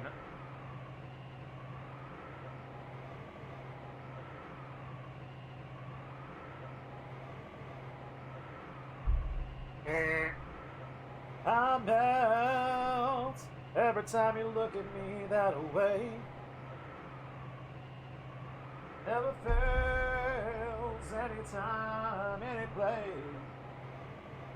Filled in me this fullest flame that I've ever felt. I melt. The poem is so cool. I do love the poem so much. Can't even cry out. I got nothing. I don't got no way to resist this. I need to move forward, but I can't even lift a finger right now.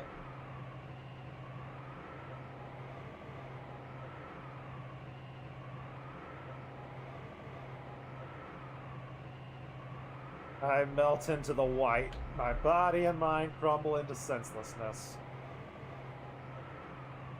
Forward. Wait, why am I here? Still, forward. What did I become like this for? Beyond. Are we going beyond? Plus Ultra! We got this! Let's go full My Hero Academia on this. What am I fighting for? Go forward. Past the wind.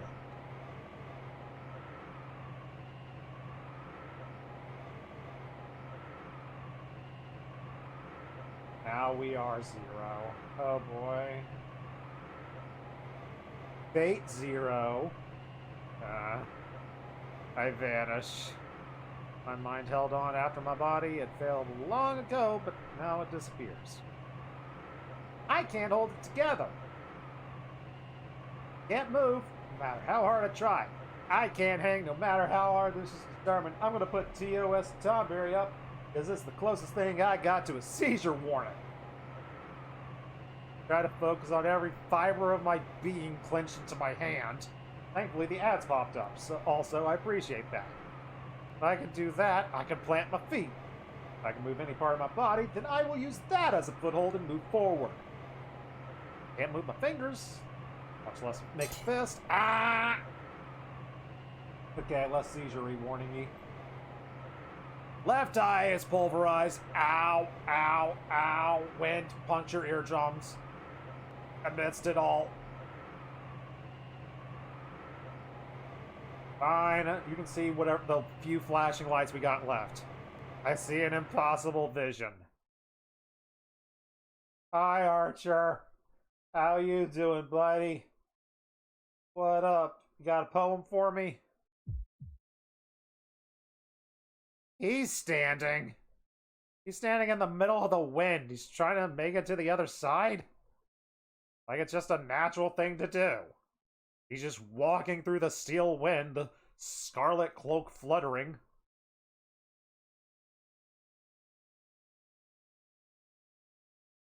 If you're saying a super cool poem to me right now, I can't hear it. Clench my jaw. I hear my teeth grinding. Ew. Right hand is balled into a fist.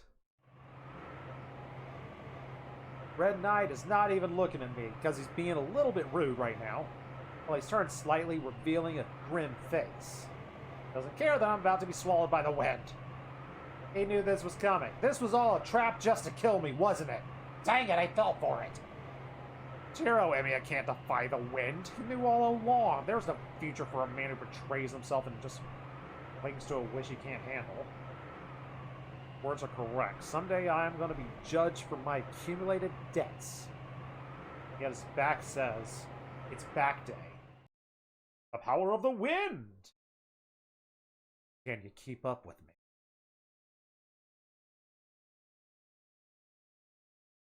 I don't know. I can't hit an angle slam right now. With contempt. With faith.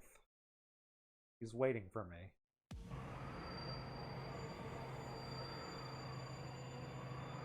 I'm not the one keeping up with you. My vision burns. It burst into body. Gotta cut through the wind as I am swinging greatsword.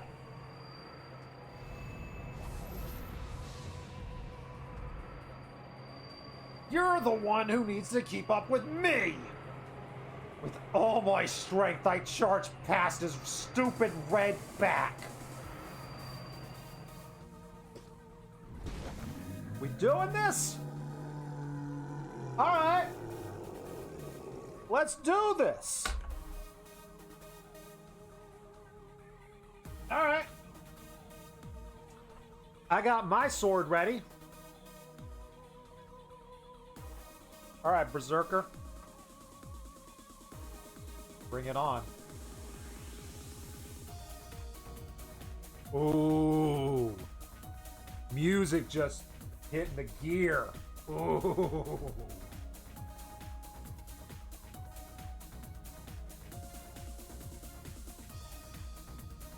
I step onto the earth.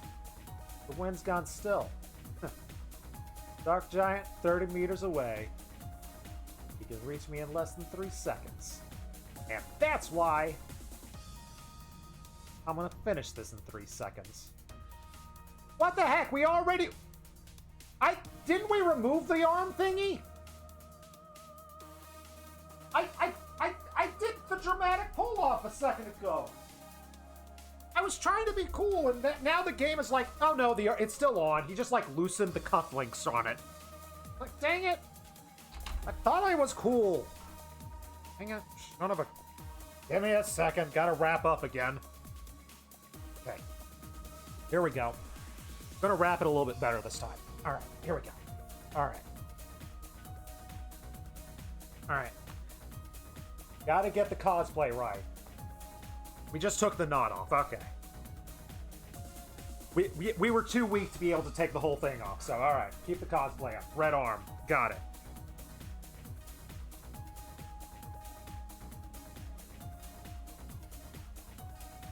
My mind is razor sharp. I know my own fighting strength. Projection of matter, leveraging principle of creation, fundamental points, structural materials, manufacturing techniques, host experience, and accumulated time. A reality marble that overlays the map of the world, printed on my soul. Manifestation of my mental world according to the Magecraft theory of the World Egg. I inherited Archer's accumulated skills, experience, and physical strength. Correction, I did fail to load his physique. I'm still gonna die if he slashes me. Can't use his reality marble. Unlimited blade works yet. Archer's inner world is a little bit different than mine. Can't exactly recreate it. All I can replicate are the noble phantasm that he recorded. Things which Shiro Emiya has personally learned.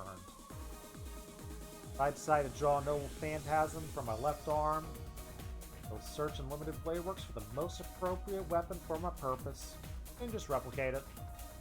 I got this. Be warned, however. Rejection is a double-edged sword. If I use it even once, Do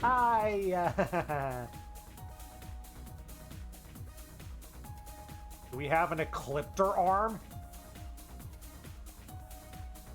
Are we now also cosplay? Okay, so we have taken off the arm now. I don't have a green, like, stripe. I can't make my arm look like a Ecliptor, but okay. Dramatic reveal? Go!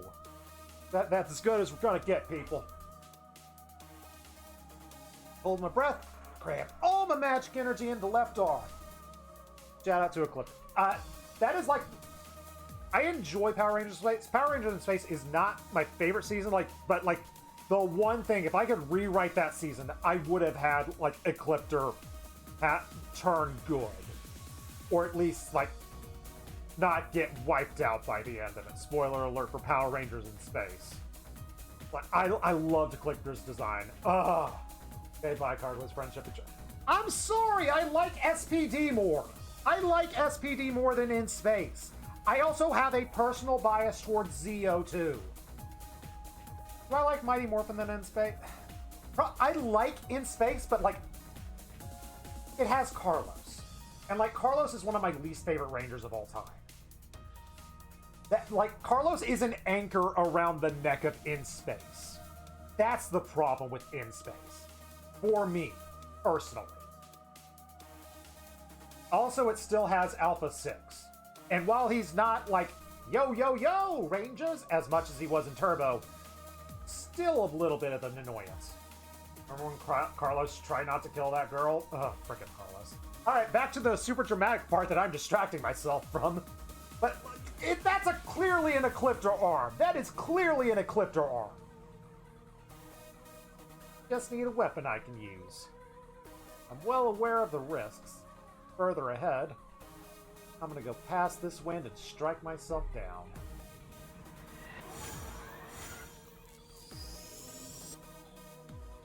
We'll talk Power Rangers later. You can go ahead and start messaging in Discord about Power Rangers if you feel like it. Trace! On! I stare at him. I've taken every millimeter of his greatsword. Spread my left hand to take hold of an imaginary weapon that kinda hasn't appeared yet. It's gonna be big! Shiro Emiya can't handle the sword, but this left arm can replicate the enemy's monstrous strength, too. Ho-ho! Those eyes! Oh ho ho ho ho! Oh ho ho ho ho! No, we going back. We going back. I want to see that again.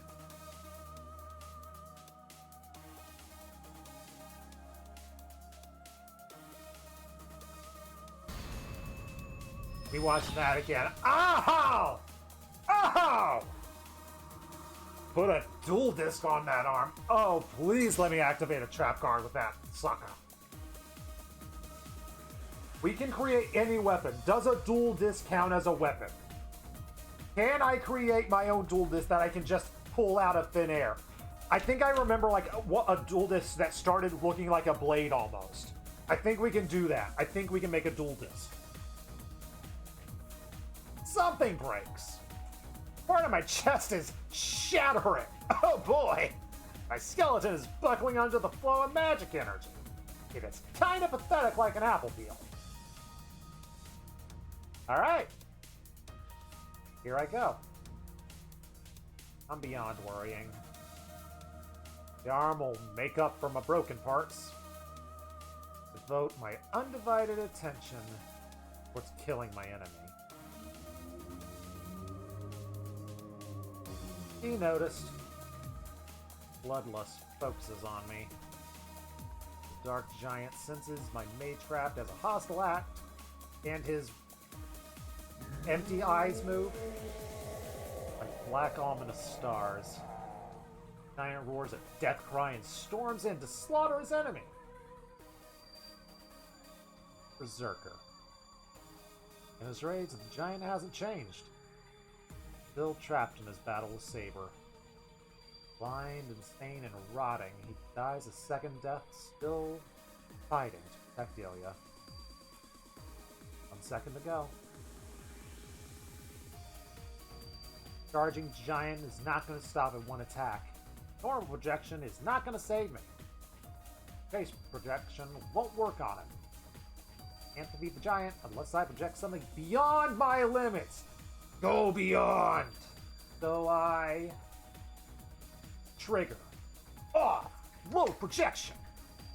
I visualize 9 blows.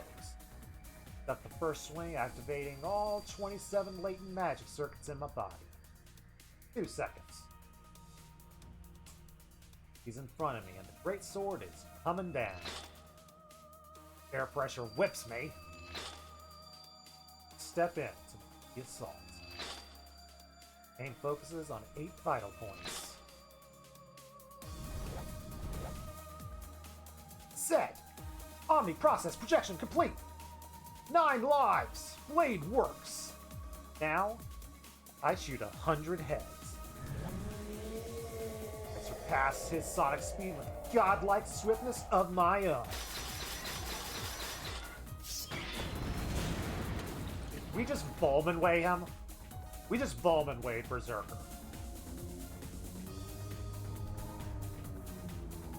He is still not going down.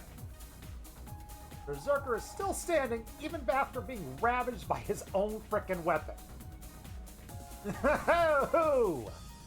Gotta take another step forward. My left hand holds the giant sword, and I'm faster. Berserker's dying without 8/10 of his body. I can finish him first. Put the sword chest height, drive it in like a spear! But I kinda lost. My initiative did not matter. I kinda used every last drop of the rule-breaking power I was given, and I still lost. Berserker's attack comes swinging down, and it kicks up a tempest that buffets me. Listen, my body! Fade with all my might! Saw the attack coming. I can dodge this. Berserker's slash will only graze my temple. That would be lethal. Only needs to graze me by a few millimeters to kill me. Direct blow would be literally earth-shattering. Blow shaved by a sword tip would splatter my head like tofu. Great sword swoops in and my vision freezes the instant my head is about to be taken off. But his great sword, swung with menacing drive, halts with equally frightening abruptness.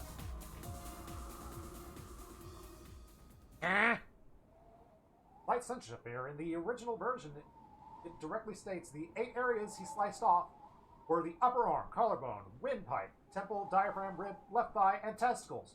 Wow, the last one felt unnecessary. Rude, Shiro. Rude. Party foul. Call him party foul on Shiro for that one. The executioner's axe stops at my neck. Huh? Dark Giant is looking at something in front of him. Not at me. Mindless eyes are staring at a pale girl peeking out at the tree. Spear! I don't miss the opportunity to drive my sword through Berserker's heart. Doesn't fight back. Time, Giant's remaining life, crumbles. Those final moments, fading red eyes urge me to protect her. Yeah, sadly he died before I can get the jackhammer off. Oh well. Battle only lasted a moment. Really was finished in the span of a single breath. With trembling lips, the boy told the girl he was leaving. Took the red bindings off his hand and left her side, falling with fatigue and his worry. Out of the ditch to stop him. For an instant, watched his back shrink into the distance, unsure of what to say or if she could stop him, until she couldn't take it and came out after him. Less than 10 seconds passed. Brief hesitation decided the outcome. Thanks, Berserker. Hero! He emerged from the trench. The battle's already over. Her giant protector looked at her as he disappeared. The breeze enters the clearing as if to announce the end of the fight.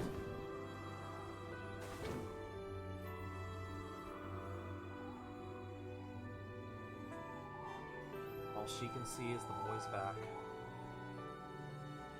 Battle over. The arm is no longer a heroic spirit's arm.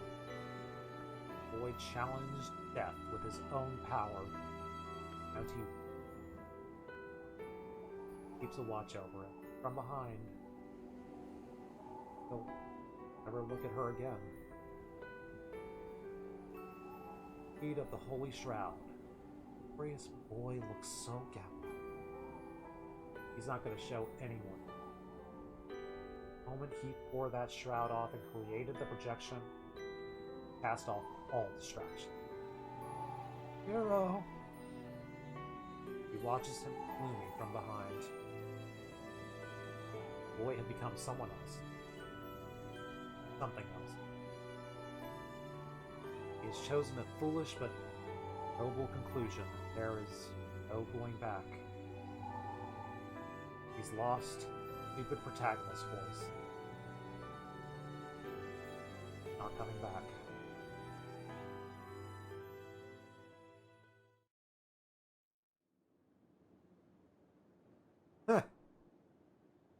Start my frozen lungs. Left arm feels hard, my entire body aches, and an electric eel coils its way through my body. Can't possibly stand. Gotta hurry. Hurry up and wrap my arm in the shroud again. I'm about to hit the time limit unless I escape the pain. Can't seal it back up yet. Gotta rest. Put down the arm. Hi! How are you doing? Alright. Let's get a new sword. Let's do it. Sadly, I have nothing besides a black sword to fight her, but I'm sure we can get this to work out for us. Who? Face Saber. Face Saber and swallow my pain. Steel myself for another fight. This situation just got altered. I don't have a rim shot. I'm pretty sure I don't have a rim shot. Don't have a rim shot. That's just a shame on me. That's just a shame on me. Let's do this instead. I'm so happy I could crappy.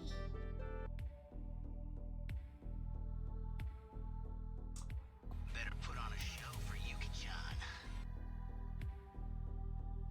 Saber slowly approaches as if she always intended to tag in for the defeated giant. Stops. 7 meters away, close enough for her to close the gap and strike in one breath. Oh, I face her head on. Yeah. I'm gonna die. Kinda can't move after fighting Berserker. I will not be able to avoid being cut in two when Saber rushes. And that's not all. I would not be able to beat her even if I was at 100%. No matter what I do, I can't project anything stronger than Saber's noble phantasm. The outcome is certain, and the only person who can defeat Saber is someone with a noble phantasm rivaling her. But that's a contradiction. I mean, in sheer offensive power, Saber has the ultimate phantasm. There might be heroic spirits with stronger weapons than her sacred sword, but they're not in this Holy Grail war. There was some, I don't know, golden knight by the name of Gilgamesh who could show up and help us out in this exact moment, who could potentially kind of sort of counter her a little bit with a magic space sword. Right now, only Saber Sword can defeat her. So there's the contradiction. In this situation, Saber is the strongest servant. Last time I saw Sakura, she had an inconceivable amount of magic energy. Sakura wouldn't be able to beat Saber. Unlike when I was her master, Saber now has an adequate energy source. Oof. Cell phone. How futile. I warned you, you cannot save Sakura. And this is what you do. Saber's voice is stone cold. Stone cold! Stone cold! Stone cold! That's the signal.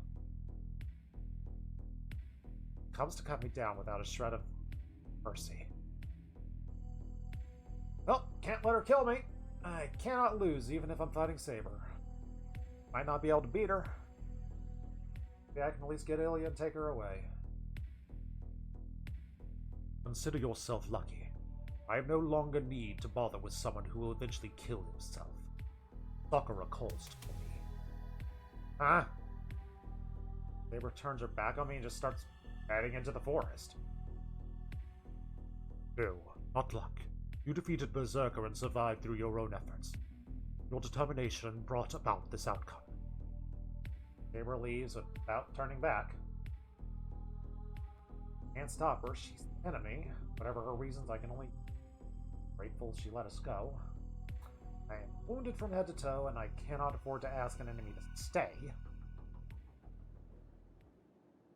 I bite through the pain and turn the opposite direction as Saber fades into the distance. Need to take Ilya, leave the forest. Saber isn't our only enemy. Might have gotten away from Sakura in the shadow, but Zoken's still a threat as long as he's around.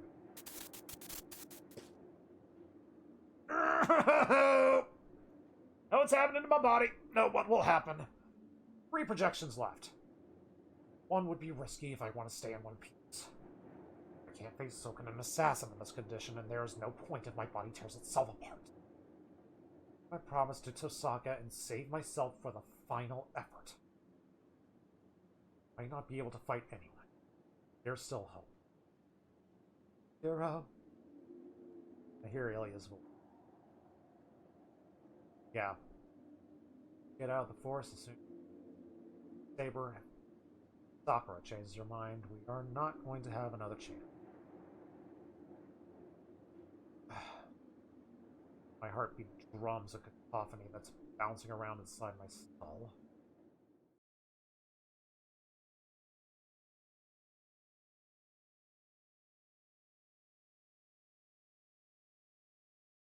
One more interlude.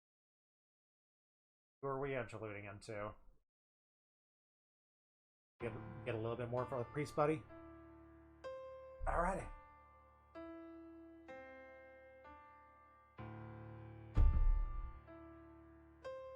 Purification by a holy word. The priest's exorcism dispersed. Disperse Zoken Matao's spiritual body. Only 2 men are left in this clearing. Hirai Kotomine leans against a wall, bloody and battered, his robes stage red. Assassin is pinned to a tree by Black Key.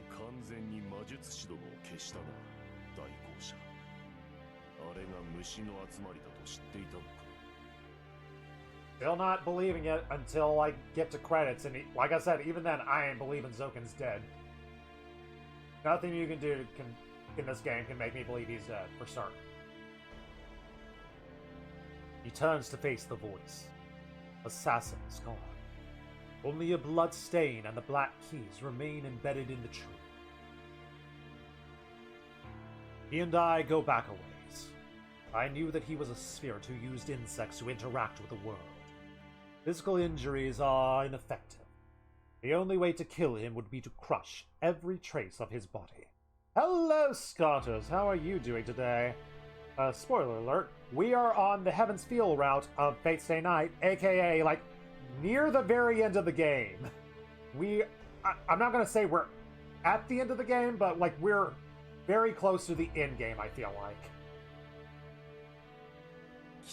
It feels like we only have like maybe one big battle left. Hope you're having a lovely day, Scholars. How are you doing? What was it I saw you streaming the other day? The Evil Within, yes. Doing some spooky times.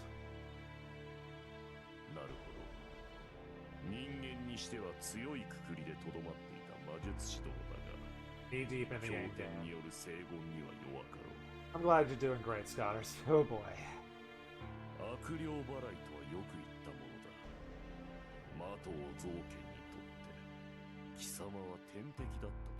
Heck yeah, he's totally dead. I hope, I really hope.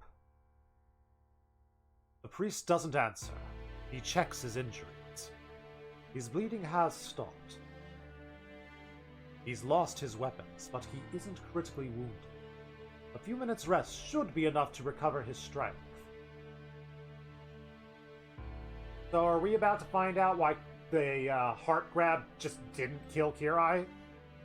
Or did the heart grab not go off? I thought they made it sound like it went off, but he didn't have a heart there. I had assumed that was they were just saying, oh, Kirai was able to keep going without a heart long enough to defeat him.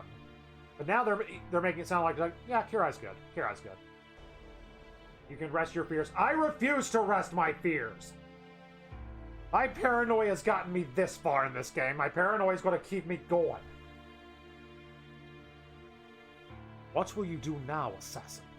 Your master is gone. Even my prayers would prove effective against you, without his magical energy to support you.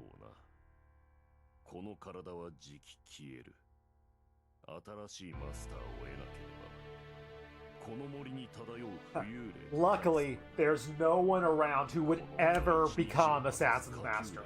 Thankfully, like, this is something we don't have to worry about. Woo! That fills me with relief. We don't have to worry about Assassin being in the game any longer. He's not going to have a master. Oh, thank goodness. We can not worry about that anymore. That is right. Even an executor such as myself can harm a masterless servant. So what now? Will you avenge your fallen lord?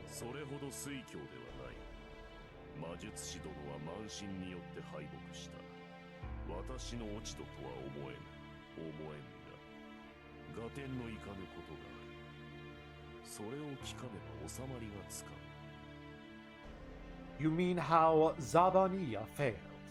Your arm appears to be Remastered, but since you graced it with the name of a fallen angel, it cannot affect me. As something that punishes human, it cannot curse something of its own kind. I am no longer a man, and my heart is extraordinarily resistant to cursing it.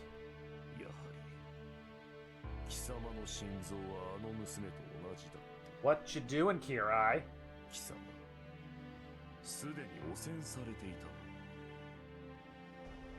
The priest doesn't answer. His lips only curl into a sardonic smile.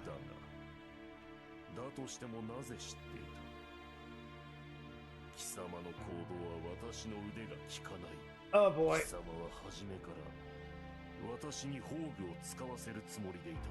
This is bad. Yes, I knew about your arm already, assassin. It is a cursed arm which creates an identical image of your target's heart and swaps it with a real heart by treating it as a mirror existence. It is what killed my servant. Yes, I was watching until his final moments. Alright. Here I saw what went down, so he knew exactly what to do and how to counter it. Alright, good job, Kirai. So of course I knew. Your loss was decided the moment that you killed Lancer.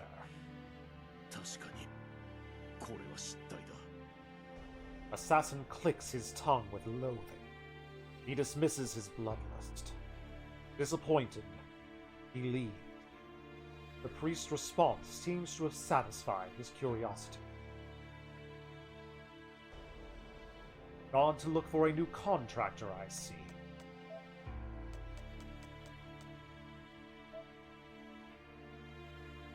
Oh, what updated? I'd assumed it was going to update the master as nothing, but...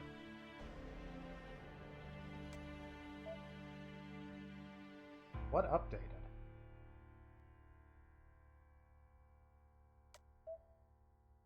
Oh, okay, his name wasn't there before. Asani Sabah.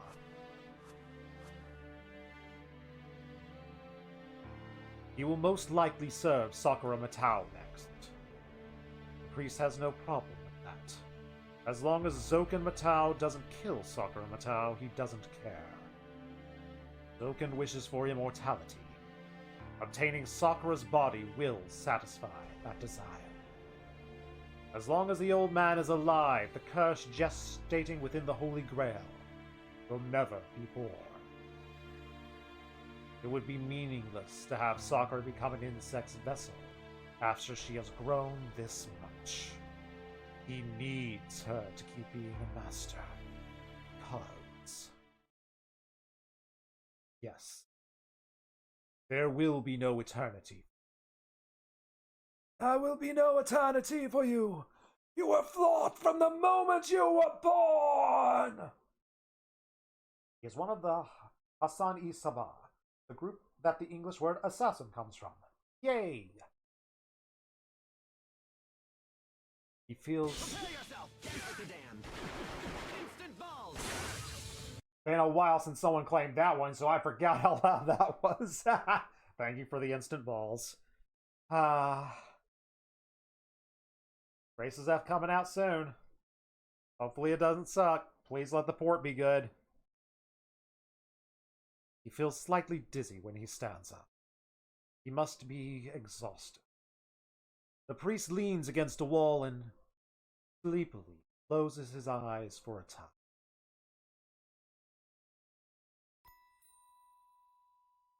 It happened 10 years ago. Flawed from the moment you were born. The second half of Kirai's backstory, yay! My favorite thing.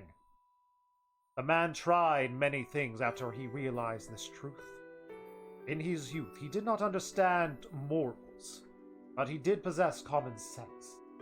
He attempted to overcome this fear, but it was not to be. His pain and struggle ended in failure. His last effort was a woman. It was a simple tale.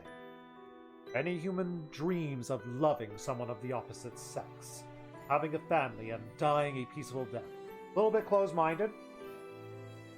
A little bit. Love is love. No one spurns that peace or fails to dream of it. He was no exception. Even if it didn't appeal to him at all, he decided it would be nice to have. And he loved a woman who obtained some measure of human-like happiness. He chose a woman with no future. She was ill with only years left to live. He did choose her because of that. Or was it because he had no other choice? Even now, he is not sure why. They spent 2 years together. The man tried to...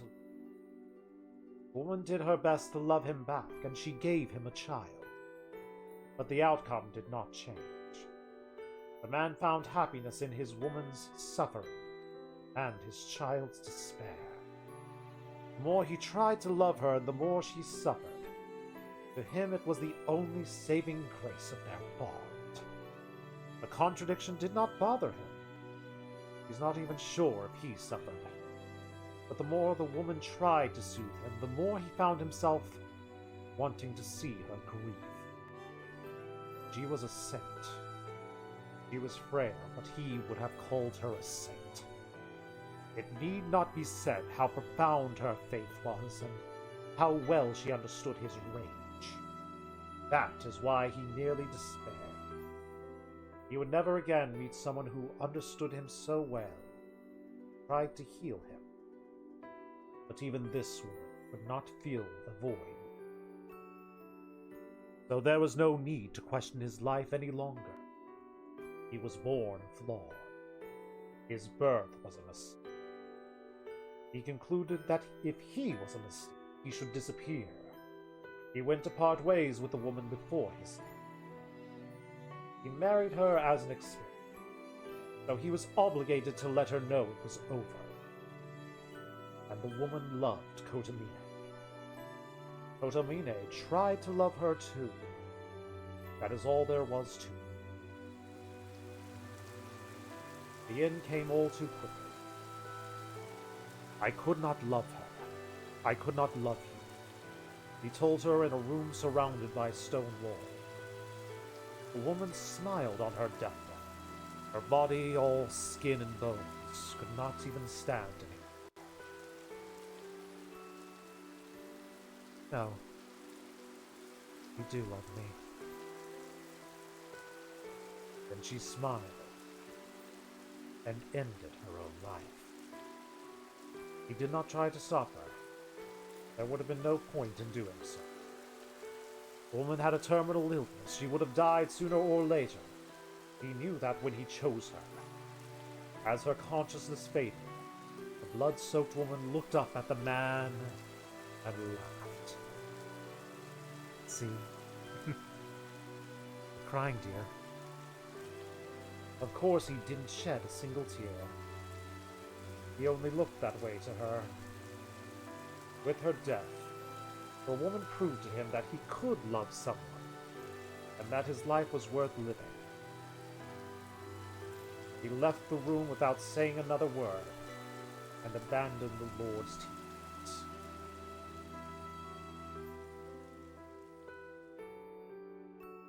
He did think it was sad.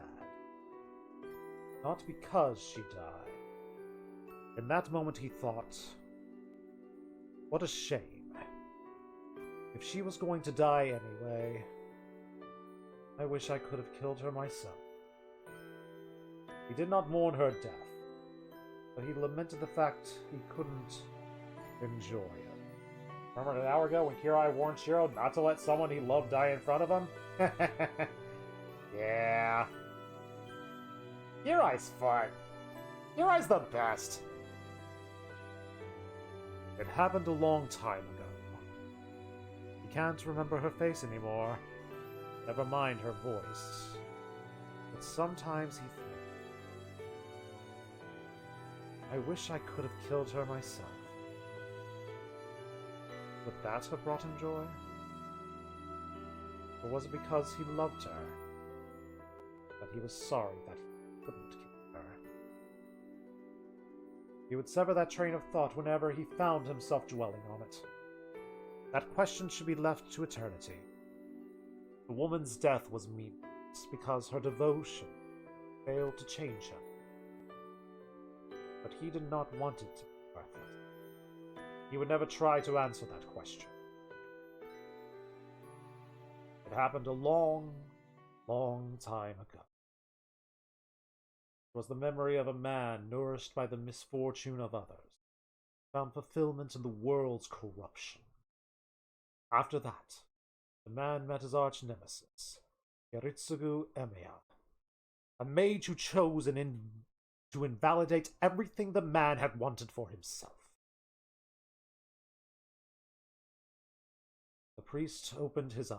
It seemed he was asleep for a while. After confirming that his strength had returned, he begins walking to catch up with Shiro Emi. Sure hope learning his backstory at this exact moment isn't some kind of bad omen. It definitely isn't. Like, see, he's got his strength back. He's walking to Shiro. He's about to go. He's going to go get to that taxi, which is 100% waiting for him. Going to go back to town, and he's going to go do priest things for the rest of his life. Easy.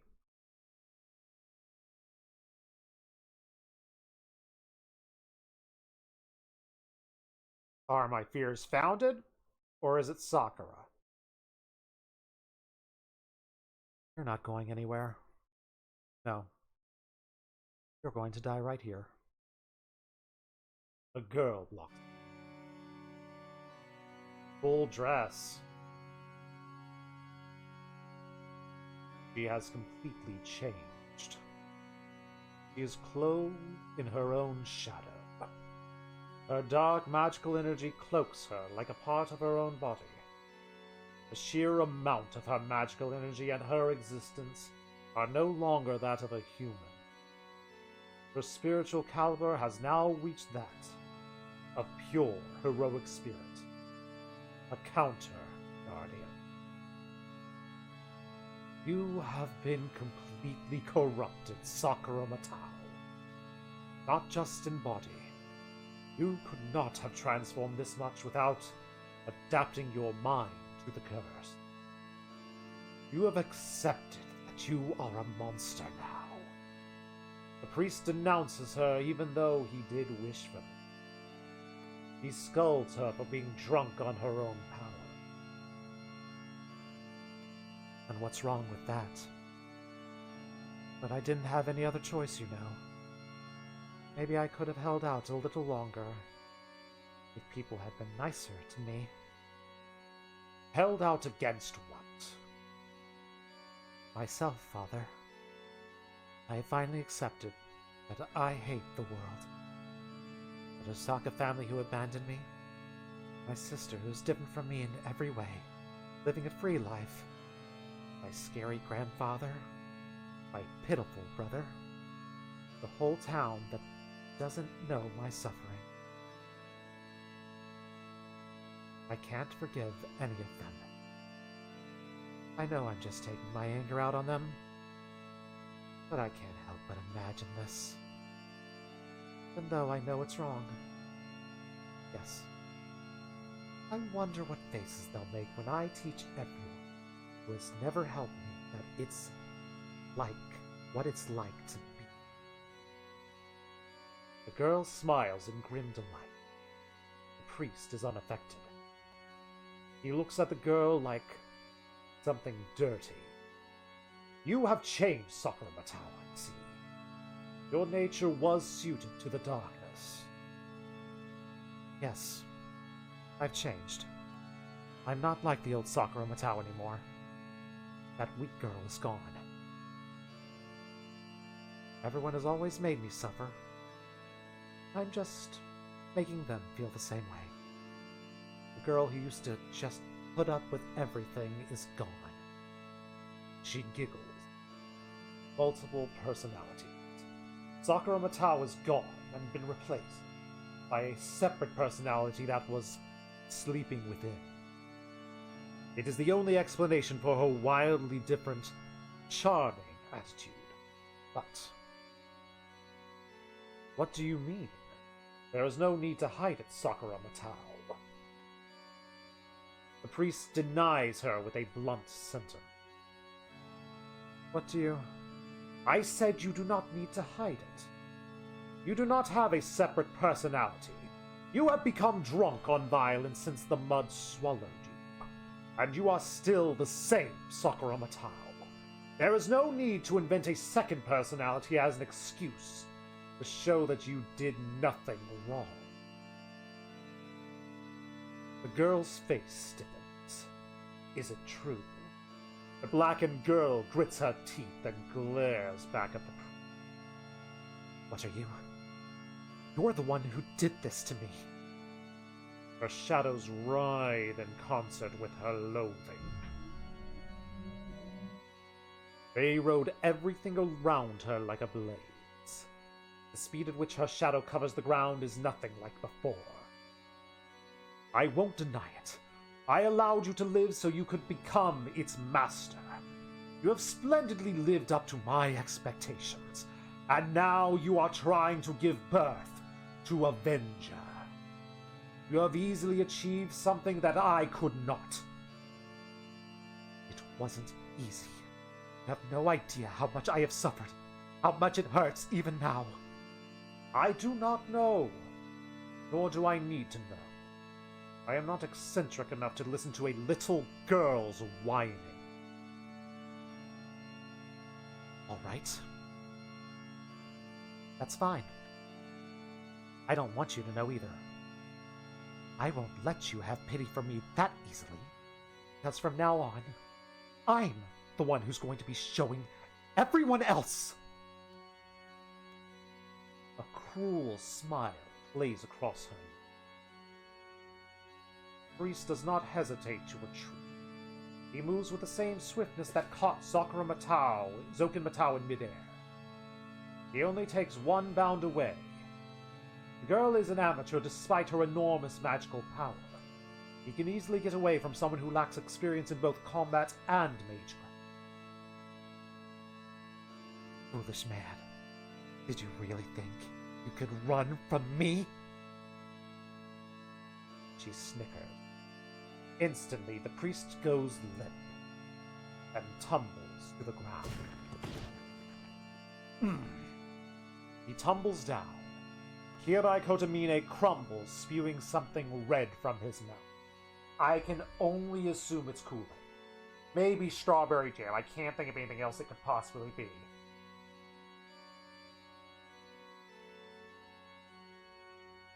It does not stop. He keeps vomiting Kool-Aid, and each time he tries to fill his lung with air, he coughs up more Kool-Aid. How does it feel to have someone grab your heart? Your life is in the palm of my hand, no matter where you go, you know. Father, you died 10 years ago when Kiritsugu Emiya shot you through the heart, and you're to blame. You give love a very bad name. There's only one reason you stuck around this long. You're his... Who was he again? Some servant I ate earlier. His name doesn't matter. The Golden Man, bathed in the contents of the Holy Grail, are connected to that thing. But he couldn't be corrupted, so it just flowed into his master instead. That's how you came back to life. To escape death because of Venger. Because Anhra Mainyu gave you some of its power. I see. So that was... Yes. You're connected to Anhra Mainyu. But I am Anhra Mainyu now. So I crushed it for you.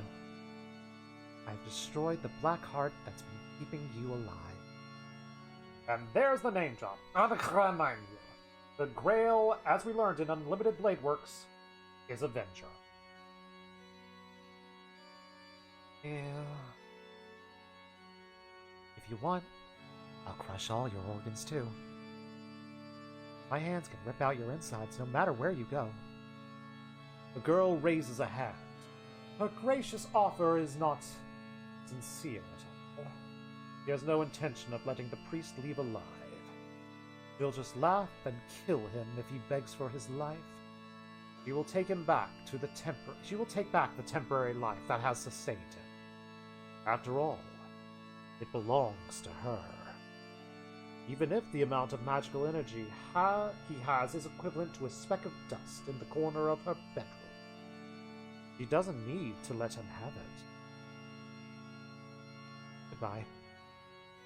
I suppose I should thank you for saving my life before, Father. The girl's lovely fingers curl around an invisible doll. Ow! There's a squeezing noise. The priest on the ground is wrung out like a rag. Just one more twist. In less than a second, the priest will die completely, but just before that...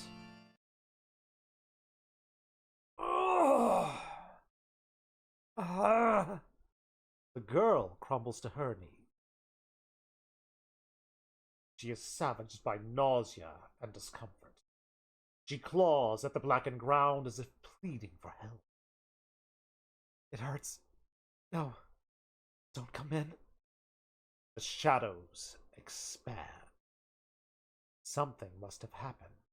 The black robe covering her body suddenly blooms before returning to its original size.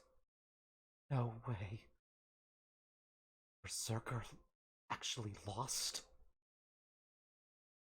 There can't be another reason. Berserker was defeated, and with his death, the pure magical energy of his soul flowed into the girl, the holy.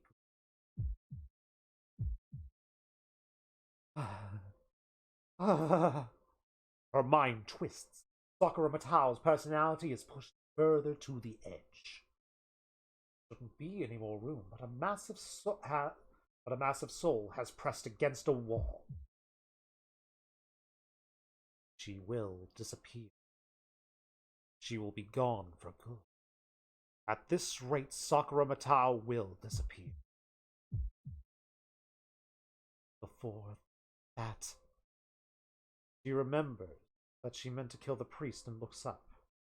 She curses herself for being too slow to follow through. It's fine.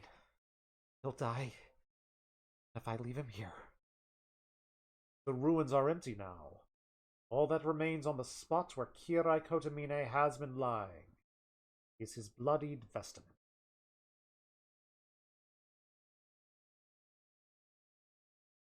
Interlude. Rejoice! Let us rejoice, for we have seen the end of Kirai Kotomine, our hero. And we've reached the happy point of everything. Everything's great. Where the heck are we in the flowchart? We still got a ways to go in this day. So we've probably got like 7 scenes left in this day. Don't know how many days we got left, but we got multiple days. Or don't know if we'll go into the 15th, is what I'm saying. I don't know if we go into the 15th. But even if it's only the 14th, we still got at least 7 days. Or 7 scenes. What the heck did these choices mean? Does this I'm asking, does this choice, where all the choices are get Ilya out, affect the plot? What do you think is left to do? Zokin's taken care of. Assassin is not taken care of. Assassin has not returned to the Grail. So Assassin's going to look for a new master. It looks like Kirai's dead. Kirai is like 99% dead. It's looking like. Could a contract with Assassin save him? Probably not. Not at this point. I mean, his power is to switch a heart out with a fake one. Could he actually switch in like a real heart into Kirai and save him? I'm not counting out Kirai yet. I should. But it's like that thought in my head. Assassin could theoretically have a power that saves Kirai. All 3 bring Ilya back, so are the same. Okay. Thank you for that intel. Alright, so we still have to deal with Assassin. We still have to deal with Saber. We still gotta try to keep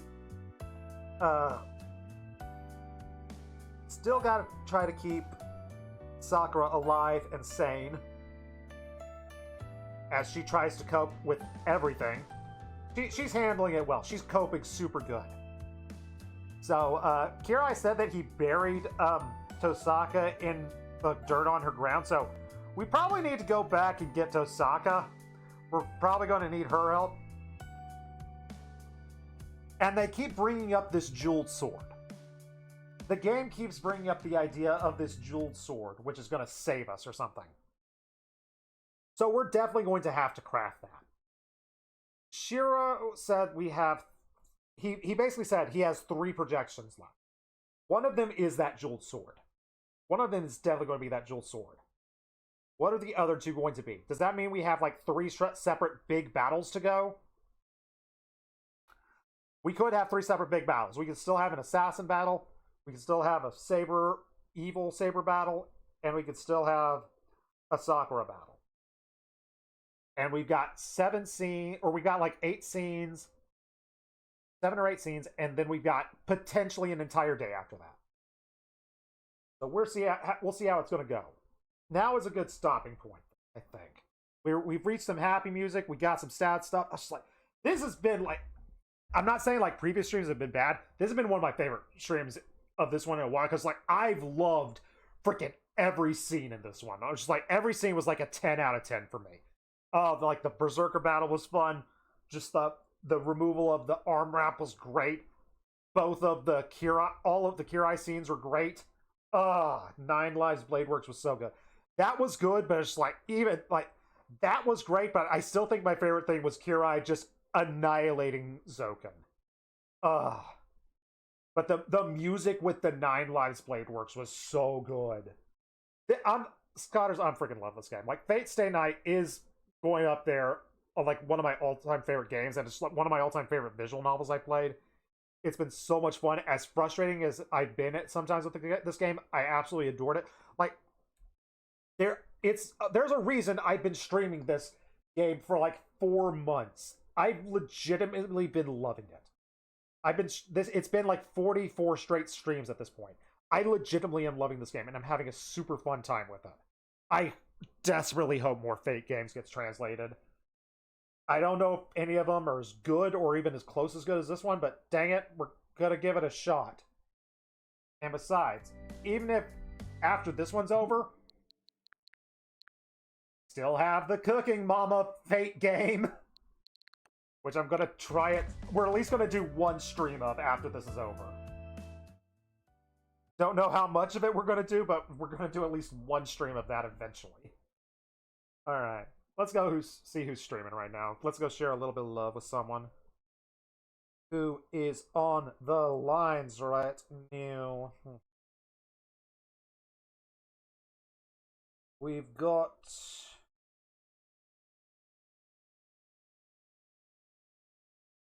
Fields of Mystria.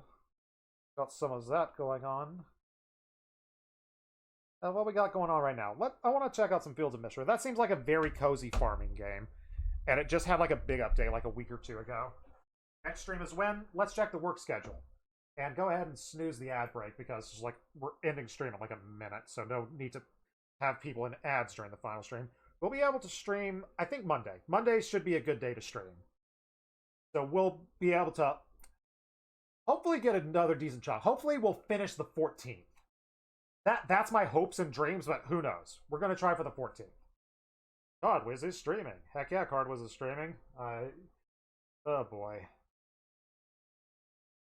Why did someone send me this? People are weird when they send me stuff sometimes. Alright. We're going to go hang out with Kim and enjoy a little bit of Fields of Mystria. We're going to head into Mixter. She does a lot of RPGs. She plays some Fire Emblem every now and then. Just a pleasant person to hang out with. So, if you feel like participating in the raid, we do have raid commands. You have activated my raid card because branding both the subbed and unsubbed version. So once again, next stream will be Monday. Hopefully, crossing fingers, we'll get through the 14th. What's on the whether that's the end of the game, probably not, but who knows? We'll see. All right.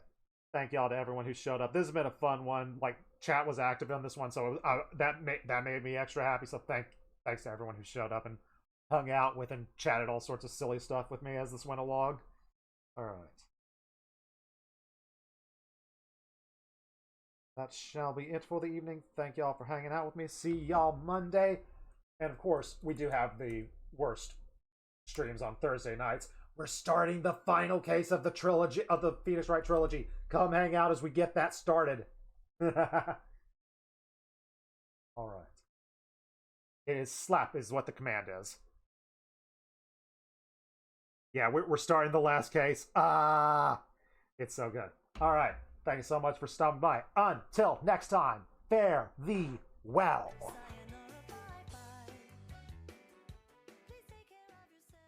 Ta-ta. What bodyguard, now you show up? What does Cardwiz want on his pizza? Pepperoni. If meatball's possible, meatball. Meatball!